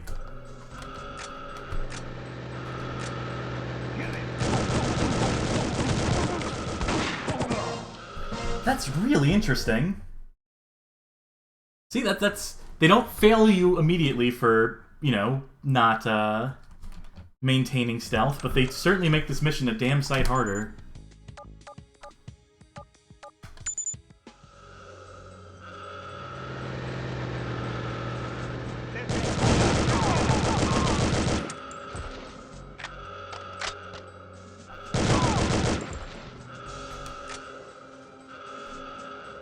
Where did you even come from? Anyway, let's switch to night vision goggles.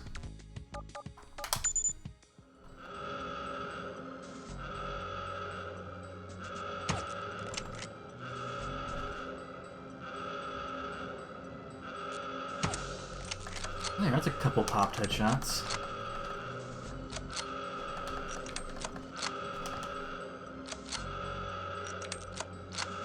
Oh, that's cute. These guys are trying to shoot me from afar. Oh, I whiffed that one, so...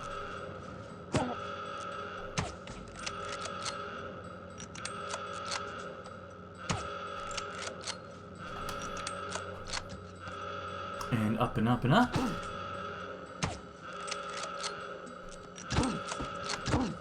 Oh! Rude.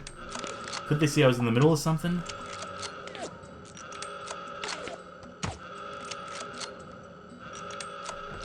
Now, where was I?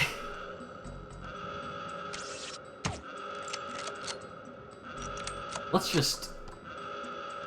Because aiming with the analog stick is a little rough. There we go.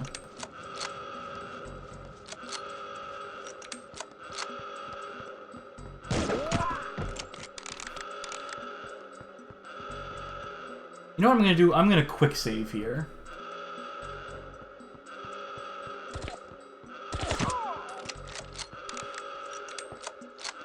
Remember, this is where the sports bag should spawn. Quickly, sound the alarm.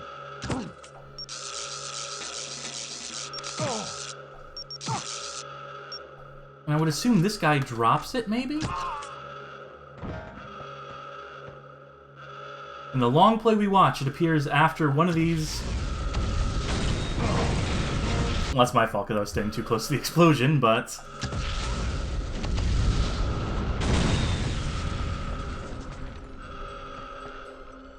Nada. Zip. Nothing. So now with that in mind, we have 2 of the 3 items we need to get on board that plane that comes down.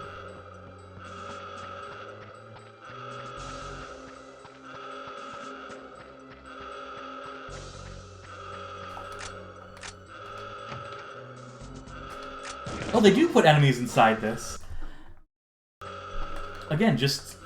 I should have expected as much from the fact that the alarm is blaring.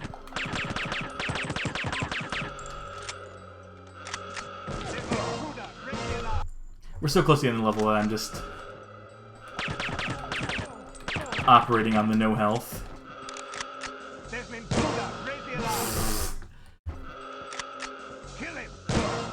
Huh.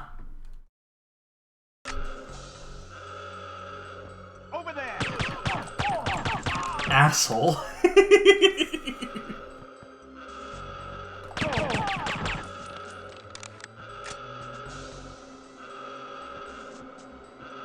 Don't hurt me. Yes, you land the plane. Bond. James Bond. Now land that plane for me.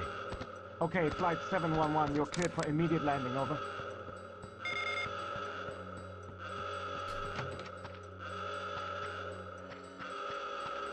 Yeah, I don't suppose there is a way to run up to that and get run over by it, unfortunately.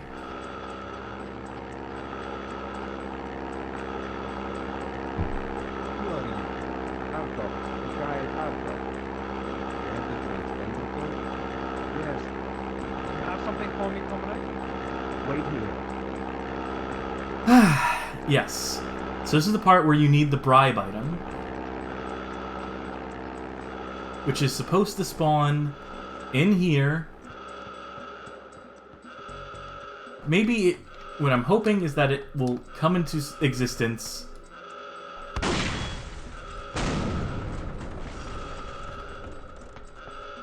nothing. How does that one long play get that item to... Okay, here's what we're gonna do. Open up the game FAQ.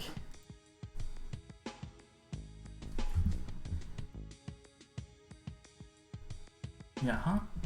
Alright. Masquerade. Is this the PS1 version on the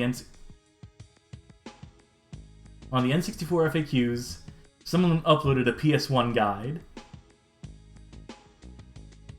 Frappe Fiasco pointing out might spawn different spots if some of the items golden. That is a thought. That is absolutely something possible here. Nintendo 64, perfect. Let's see if it mentions it here. Turncoat, city walkways, city walkways.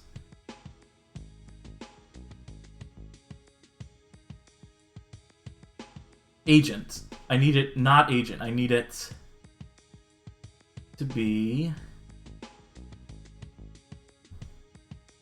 Board the plane, avoid civilian...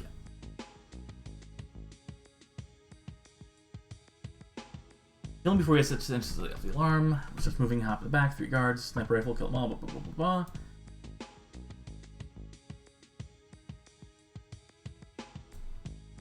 This doesn't even mention the bribe.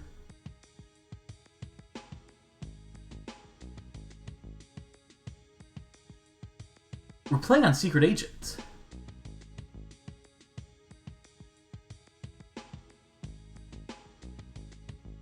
Let's see. Let me look at bag because that's the item that we need.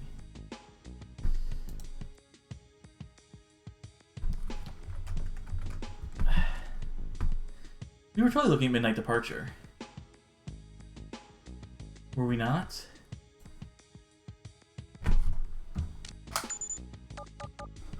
Find an item to bribe the pilot. This guide, despite being complete, has nothing on that. What horrible, hellish conspiracy have we unearthed here? This is the PS1 version. Game FAQs has 2 versions of the game completely confused for one another here.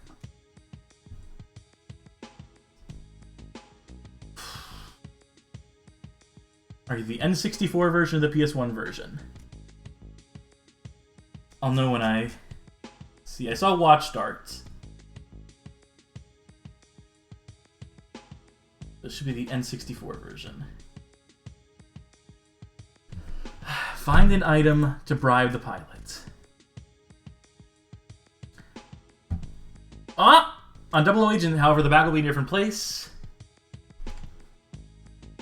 Look in the... behind the last truck on the right. And kill them, look in the back of the first... There's a sports... Frappe Fiasco, you win the prize. You win the horrible, horrible fucking prize.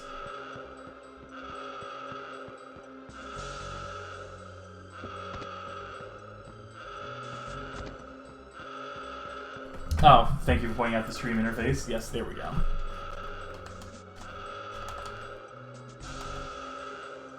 It's not these it's one of these trucks.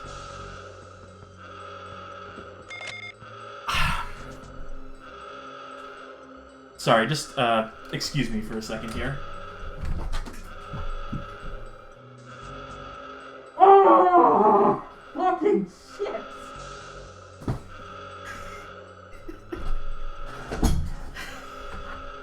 Alright, we're all good.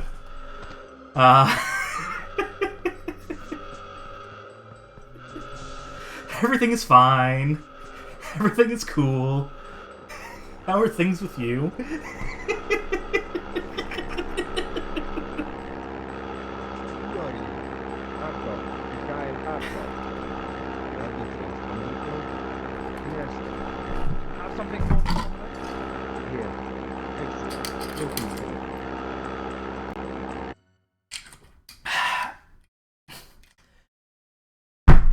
It's whiskey time.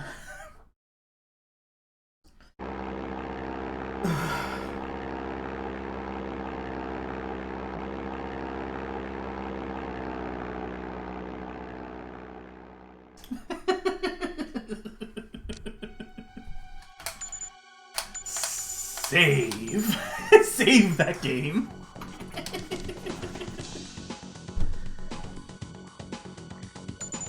By the way, I will always support text-based guides. Because you can fucking Control F through a whole document and find exactly what you need rather than having to paginate through bullshit. The way that, you know, whatever modern websites break up guides into individual pages or what have you. There's an elegance to it. And of course they have the ASCII art, which is, you know, relic of a bygone era. Much beloved. All right, Arko. You better find the officer in charge and let him know you're here. Welcome to Kazakhstan, Dr. Arko. It isn't often we see someone of your stature here. I go where the work takes me. Oh, by the way, you have the transport documents?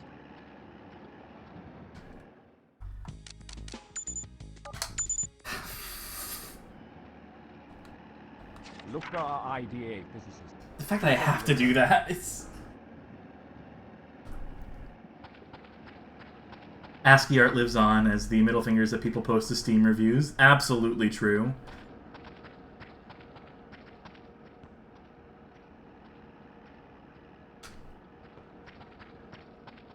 Continue as planned.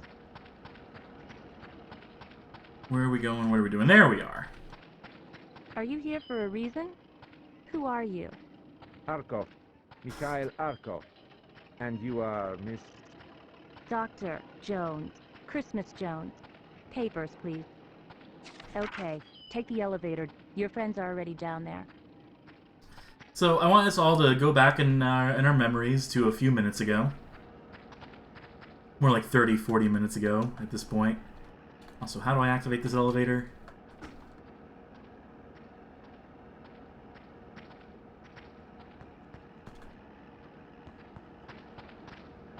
I'm sorry, I'm very busy. Sorry to disturb you. Do not arouse suspicion. Is there something we have?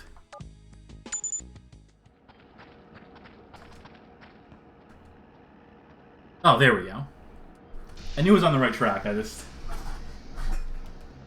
So anyway, I want us to recall how the PS1 version of this game went. Your English is very good for a Russian. I studied at Oxford. See, more lines from the movie. I'll catch up to you. I want to check something. And they're going to give Jones a little bit more characterization here, like she has in the movie. You'll see how that plays out versus in the PS1 version.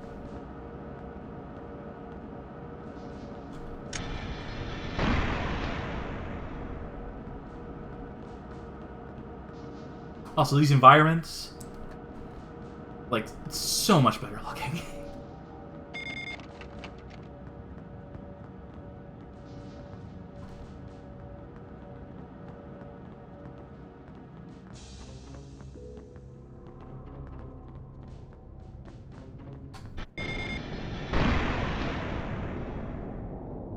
Expecting Davidoff, he caught a bullet instead of a plane.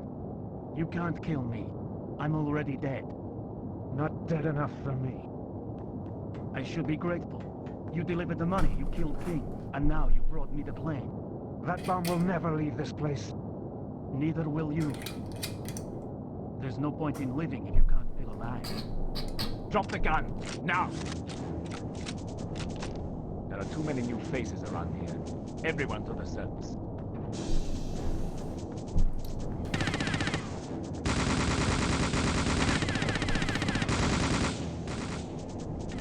You're an imposter. Dr. Arkov is 63 years old. Who are you? Those men are the imposters. They're stealing the bomb. Wait, I have an ID card! Don't shoot, guys!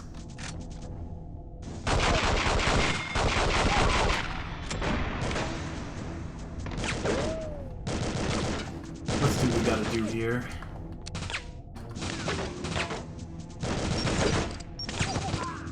There we go.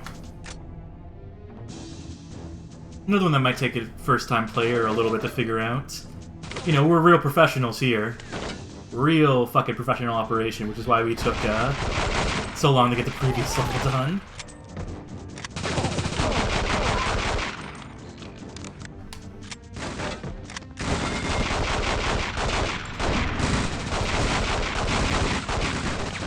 Look at us pushing that thing along for cover. That's a novel idea.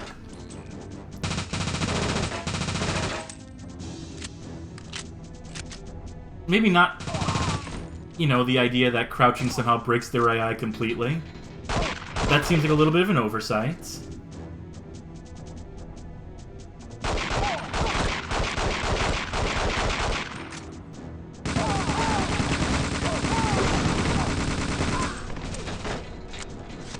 But hey, you know, I say don't look a gift horse in the mouth. And look, we jammed the door, which was the purpose it was meant to serve. Did I use up all the ammo in all my guns? That is the good thing about this game, or I don't know if good is the word. It's the thing this game does, which is that when you don't have ammo in your weapons, it just drops the weapon. You can't accidentally cycle back into it.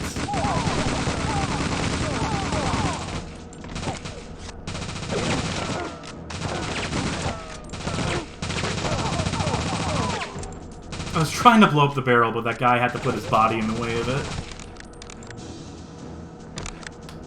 No hard feelings, Mr. Bond. We're even. Soon you'll feel nothing at all.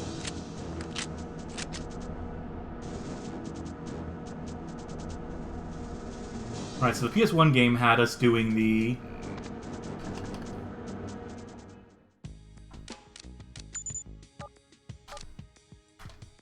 I'm assuming we don't need to do the...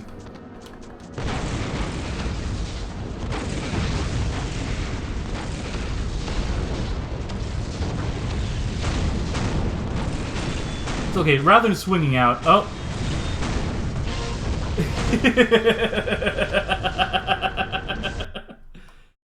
Maybe a little too slow there. They threw that thing there just to sort of, like, tease you and taunt you with it. The thing that you would presumably swing from one end to the other with. I think we just actually outrun it here, which is...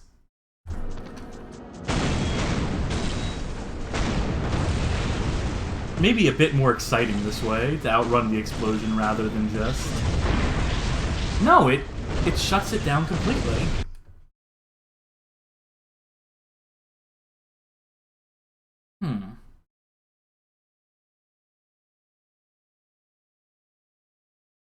So what do you want us to do, game? Okay, I had to just jump in the right spot.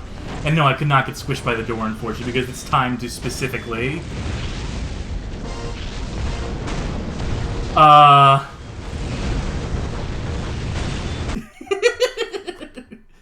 Interesting conundrum we've reached here. Ooh. I think I need to probably hit it before the time expires. There, with 1 second left on the thing.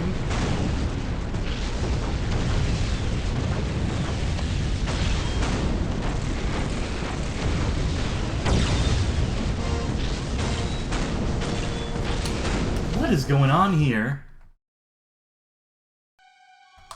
Well, that's easy enough. We can just replay that, honestly. This level is brief enough that I can just...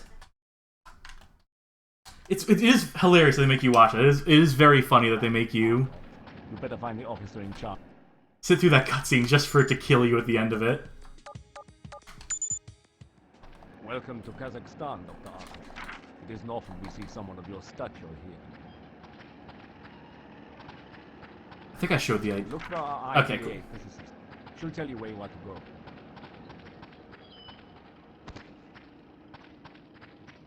Are you here for a reason? Who are Look you? at this card. Arkov. Mikhail Arkov. And you are Miss... Dr. Jones. Christmas Jones. Papers, please. Okay, take the Beautiful. elevator. Your friends are already down there. See, there she is chasing after us. You just have to be patient in the elevator.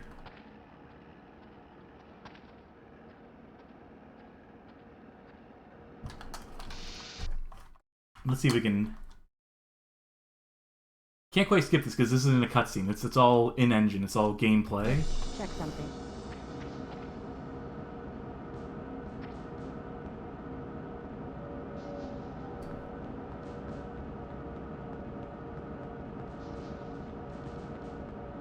I'm sorry, I'm very busy. Aren't we all, sir?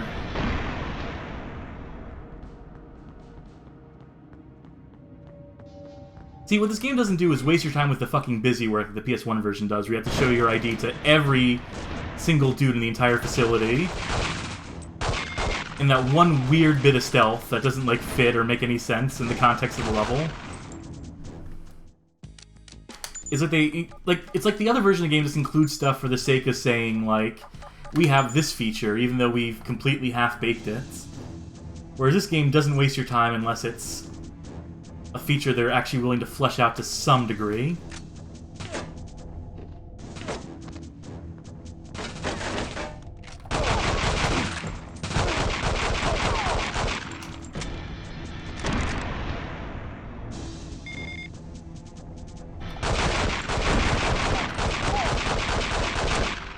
Let's do this again.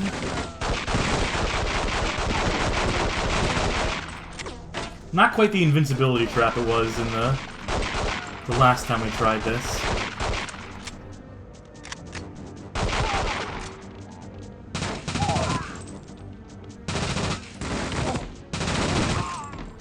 Anyway, something that I liked about this game that I wanted to mention earlier is that they give Christmas Jones a little bit more character by having her like actually run the investigation that she runs in the movie to discover that Bond is not Arkov. Where in the PS1 version, she kind of just is Denise Richards. You know? No shame on Denise Richards. She's living a better life than I am, probably, but, you know, she's not known for being the brightest, the best and the brightest. Which is why, you know, earlier I mentioned, like, you know, her career has been, like, typecasting as, you know, sort of, like, dumber characters. I mean, Tammy and the T-Rex. I guess, maybe she's a little... I don't know what I'm saying here. I don't know what I'm saying, which is that, you know, her being cast as a nuclear physicist was a deliberate joke at a moment in time in Hollywood. The idea of her playing a nuclear physicist.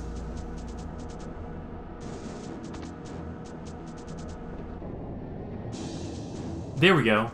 And see, the explosion is delayed.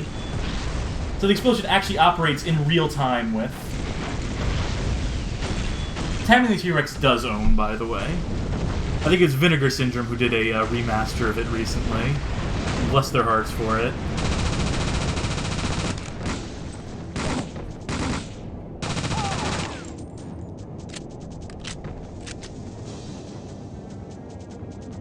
Should probably go down the one open pathway.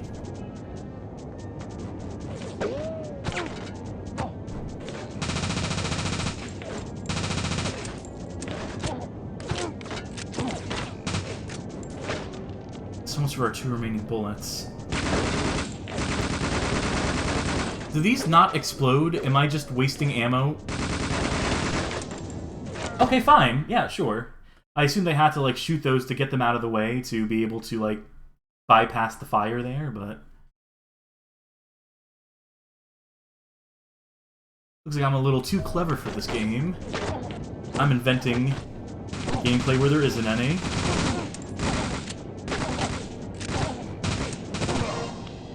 Yeah, just a little too smart, which is why I died there. It's because I'm too good for the game, really, is what this comes down to.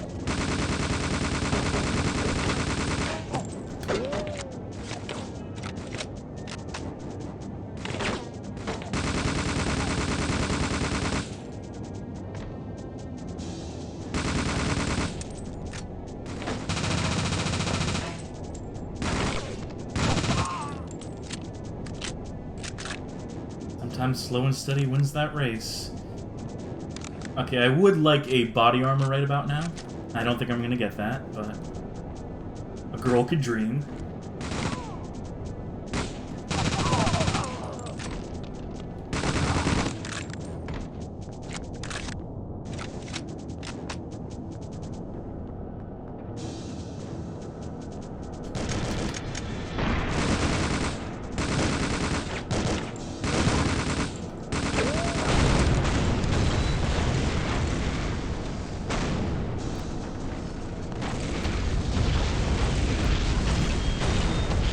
Christmas?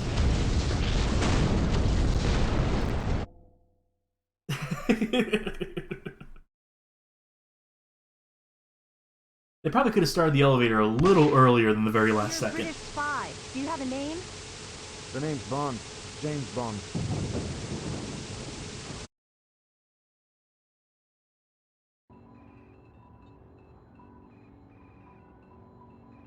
I have a present for you. Something that belonged to my father. He would have wanted you to have it. He often spoke. Okay, so this is interesting. What the game is doing here is showing a scene that we didn't see in the PS1 version. Help him. But it's very valuable, you know. I just couldn't let it explode with the rest of him. Take her to the helicopter. So they're showing us the villain reveal here, but we skipped the entire sequence with the car in the tunnel and whatnot. We skipped that entire mission from the PS1 version. Wait, hold on. Rewind.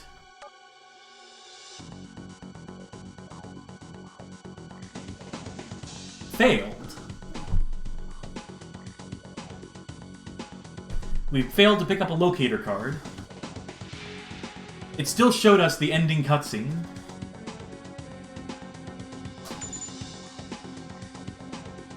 We cannot play the next level.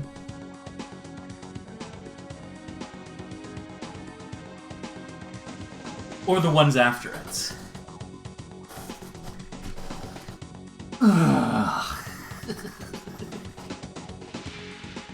Okay, one thing I will give the PS1 version over this version is that when you fail an objective or miss something in the PS1 version, you just fail the mission outright. You can still complete missions in this version of the game, and then at the last second, like past the last second, be told, that wasn't good enough. Yeah, we'll go back. Actually, you know what? I'm getting a little exhausted. I did really want to show off the City of Walkways levels in this game, but I don't think that's going to happen. So I'm going to do 2 things in this version of the game, real quick like. I'm going to attempt the speedrunner thing in this. I don't think I'm going to do it in 6 seconds, like the world record is, but we're playing this on the hardest difficulty level. Good afternoon, sir. Can I help you?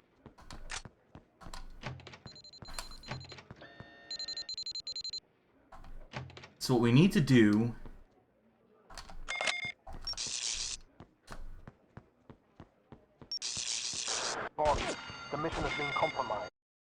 Oh, we were a second too late.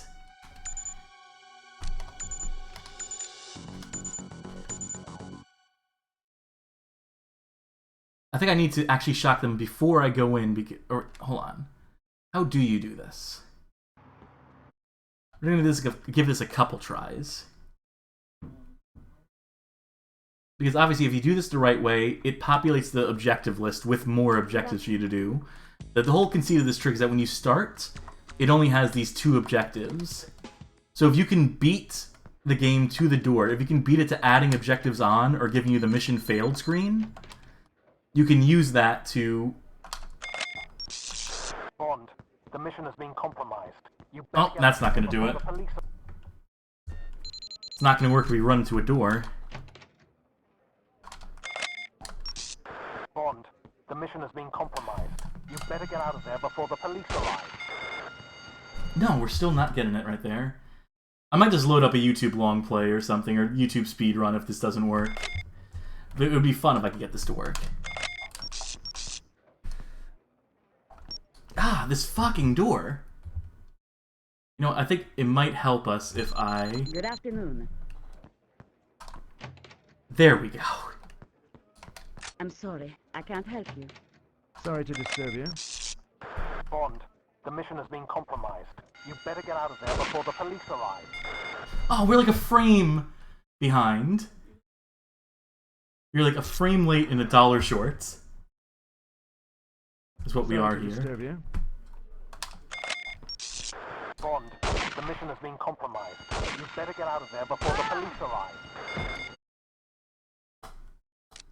No. Okay, fuck it. Let's just look at a... Let's just look at a fucking YouTube. Let's check out a YouTube. Why don't we? Huh? World is not enough. Speedrun.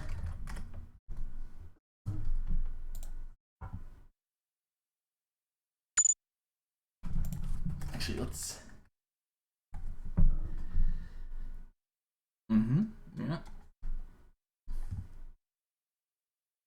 Good afternoon, sir. Can I help you? Bond, the mission has been compromised. I should probably not play that at double speed. We should probably see what this looks like in normal speed. Guy's on the perfect line. Good afternoon, sir. Can I help you? What was I doing wrong? That's the question. Bond, the mission has been compromised. You better get out of there before the police arrive.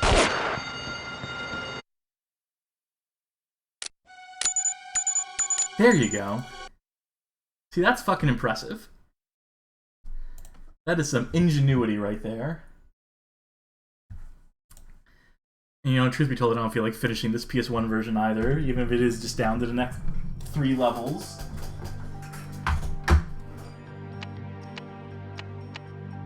The version of Meltdown here isn't very good, I know that much.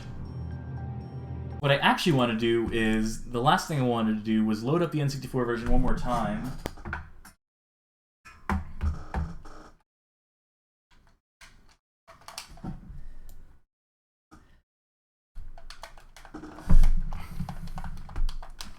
Yes. You see, I assumed speed strafing was faster, and people are pointing out they were going in straight lines in the speed run, which maybe that is faster somehow, weirdly. Faster than speed strafing, which is against everything else I know about. Anyway, multiplayer. I want to show this mode off real quick. I don't have everything unlocked here. There is a bunch of neat unlockables in this game. As far as, like, classic Bond characters and so forth. Classic villains, classic heroes. What I want to do is... There we go.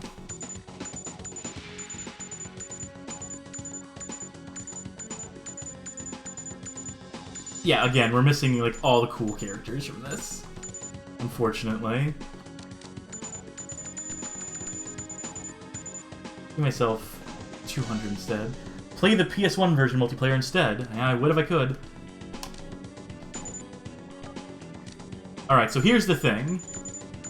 about this multiplayer mode, which is maybe less exciting, is that you'll notice these captions: evil, assassin, evil, collector, good, team player.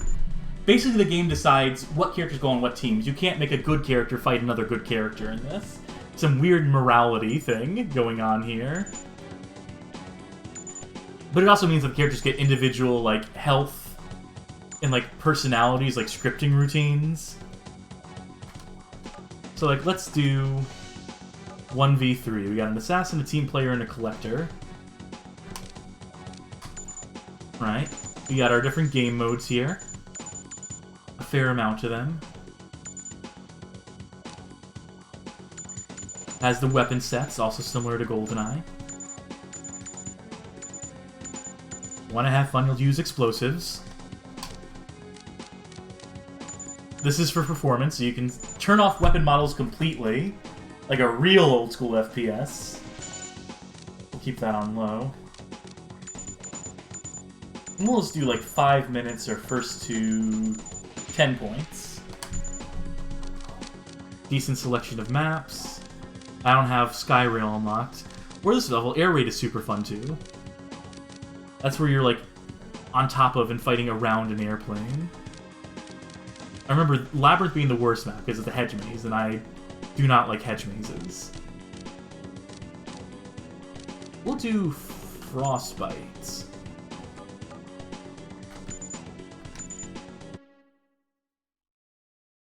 let's just do it. Let's just see what a round of this looks like. Granted, we don't have the split screen going on. Look at these low weapon models here.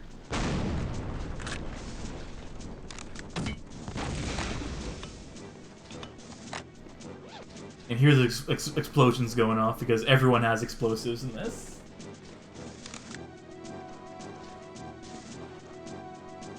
I think I want to drop down here.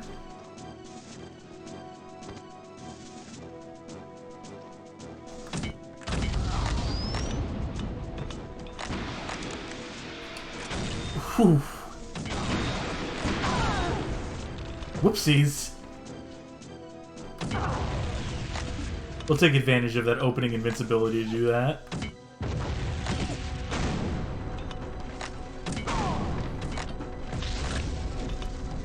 Deuces, idiot. I don't know, maybe this doesn't look like a whole lot right here, but with friends, instead of just fighting the bots. I mean, the fact you can play with bots, though, is a nice thing. That's an improvement. That's a genuine improvement over a GoldenEye. Oh, 2-for-1 special there. 3-for-1 special? Damn, I'm good.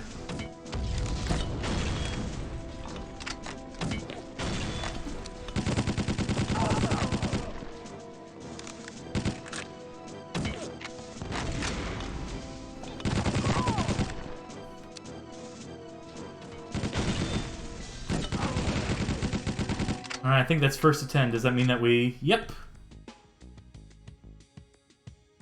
Easy peasy. Let's show a different map in a different game mode just for... Capture the flag, King of the Hill. And let's do it with, handgun sniper rifles, why don't we? Let's see how much we lose if we switch the weapon models to high. And we'll do it on a different map for... just for fun. Flashpoint. I'm not going to play slappers only in this. I will give you a slapper kill. Now, interestingly, look at this map. This level was skipped in the actual campaign. We skipped right past this one. But they still had, like, stuff designed for it. So they figured, why not make it a multiplayer map?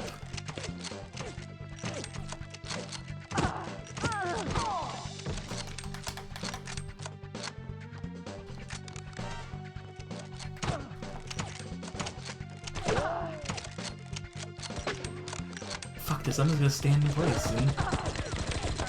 Where did you get that gun? I want a gun, too. I want, like, an actual... I got night vision goggles, for all the good that'll do me on this map.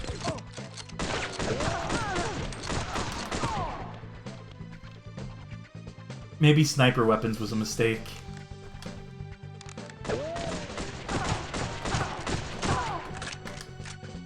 There we go.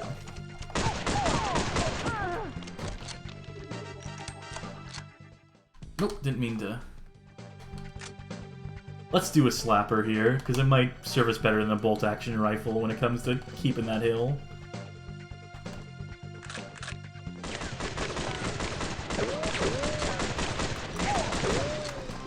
Dame Judi Dench just punching the shit out of... Nope, never mind.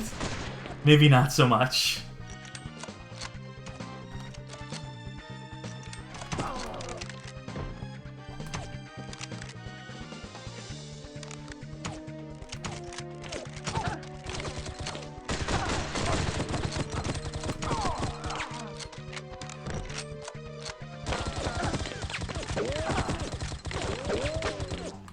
I thought I picked up a good gun. No.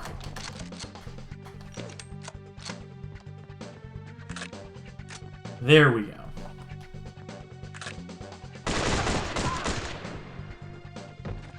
Now we can mop up.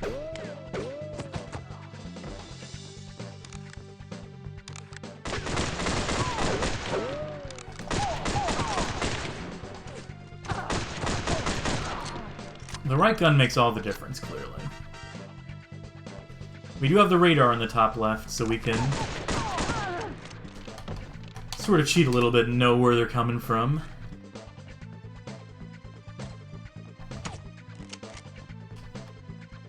Can't quite open doors, though.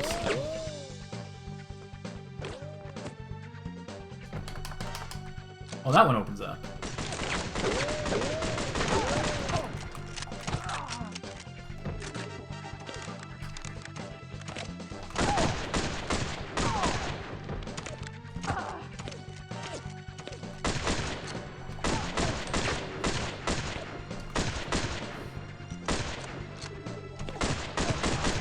There we go.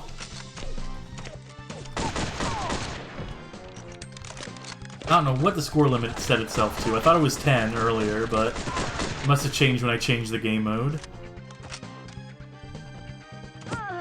Well, it's just as well. I think I proved my point there. Let's see what it set itself to. Unlimited. Yeah, no thanks. Uplink, last stage and standing. I think it's missing a man with a golden gun mode, but it might be unlockable, because the thing is, you know, in the N64 GoldenEye, you're unlocking cheats by beating levels in short order, but I think in this game, you unlock them by beating the game on different difficulty levels, maybe beating the levels in certain amounts of time. It all feeds into this multiplayer mode. Which I think is a nice, it's a fun way to do that. I think it's a fine way to do that. Just make sure I have that progress. See some of these advanced controls. There's some forward-thinking stuff here. Oh, you know. Built-in widescreen mode. I'm not sure what the high color in the standard would do. If that's just like a contrast mode, or if that's an actual resolution mode.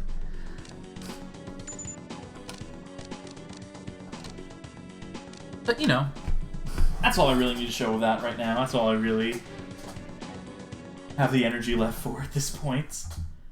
Except, you know, there is one version of the game I've been ignoring this whole time. So maybe we'll, very quickly show this off.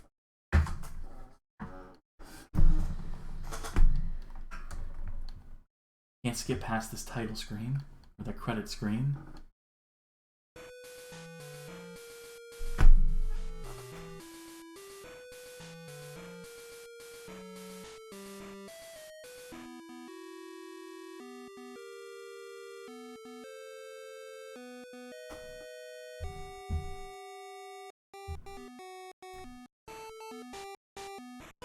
Fuck yeah, right?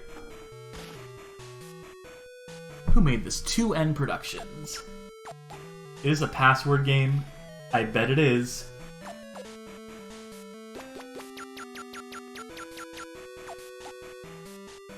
You could probably guess at a password for that and eventually get one right.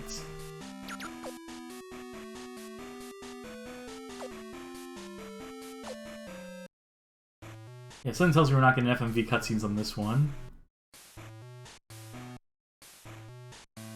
Yeah, I'm only getting this in my left earbud too. I wonder what the deal with that is. Audio resampler. Tell you what, the game may be doing some weird audio thing, but I can just set this to mono, maybe.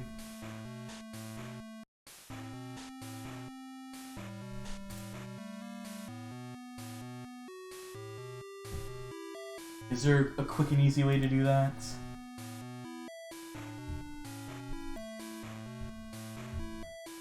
Saw this game on Kusa Grande. I don't know if it's really that bad, to be honest. An inoffensive little Game Boy Color game. There we go, that should be mono audio.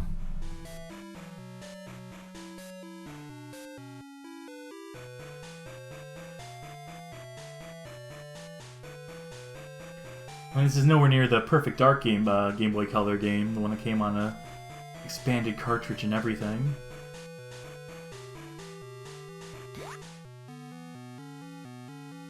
What did we pick up? God only knows.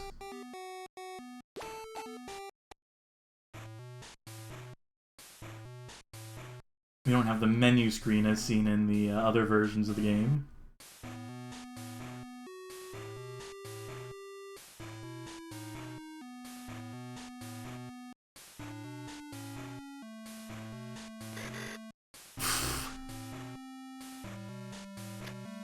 There we go. Pointing out that one of the tougher stealth bits was a gauntlet in Kusa Grande. Okay, that's fair enough, I suppose.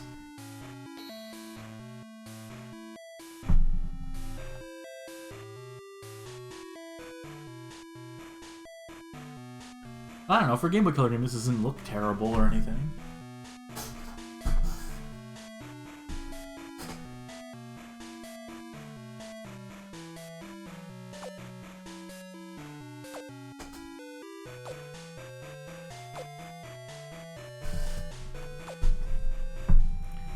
I'm giving you the opportunity to walk out with your life. What happened here?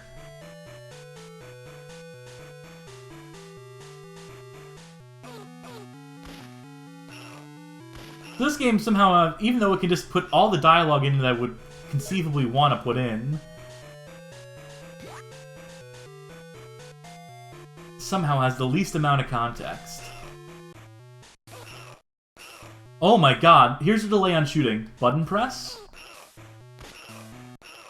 Oh, I can't even shoot when I'm that close up.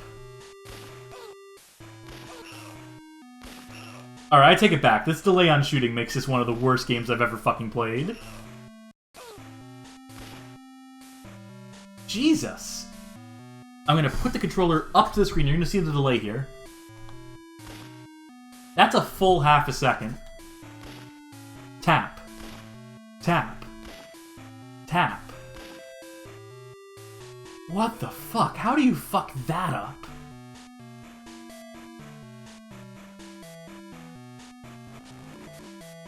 It's one of those games, so many frames of animation. It's one of those games where you're... Huh. Oh, I see.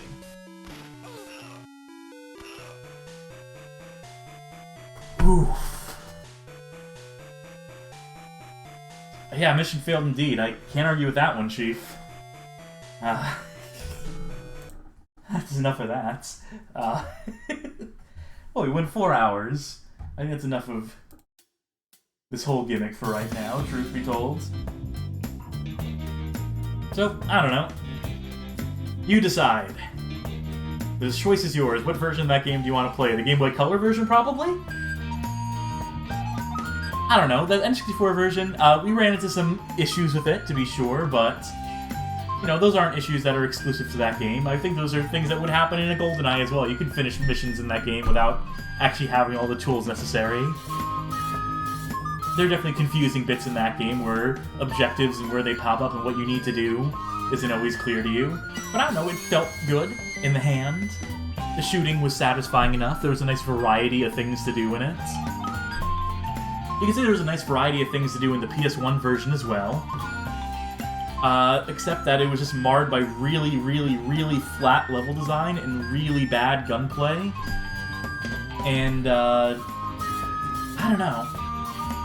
It was easier to get through, as being brought up in the chat for right now, that's for sure. When your game is completely straightforward and doesn't have any, like, ambition or whatever, I suppose it is a measure easier for it. But I guess I'd much just rather have a game that tries and fails in certain regards than a game that tries nothing and still, like, manages to score low marks, right? Like, it's aiming for an easy D, you know? And I guess I would rather just have the game that is shooting for an A but misses the mark. And it doesn't even miss the mark that much. I think that multiplayer mode is genuinely really great. I don't think there's any issues with that. And again, like it was pointed out too that I was trying to rush through it and that maybe didn't do the best job of showing it off. Again, if I had my 100% save, I would have just been able to skip past levels that were frustrating and I would have been able to show off more and more of the direct comparison between levels, but I don't know. Try it out for yourself if you're in the market for an N64 shooter from 20 years ago. Well, why not, right? And I don't know. Until next time, I've been Cassidy. Thank you for tuning in, those of you who stuck around, and so on and so forth. And, not working any article right now, really. I know we have Lula 3D in the pipeline. Will be the next game review. I'll do that Atari Lynx console review, but I'm not writing anything in the next couple weeks. I'm fucking moving. I'll do a couple more streams, maybe. And I don't know. What more do you want from me, right? I'm spoiling you enough as it is. I'm giving you 4 hours of my time today, so you should be so grateful for it. Let me drink a little more, why don't I?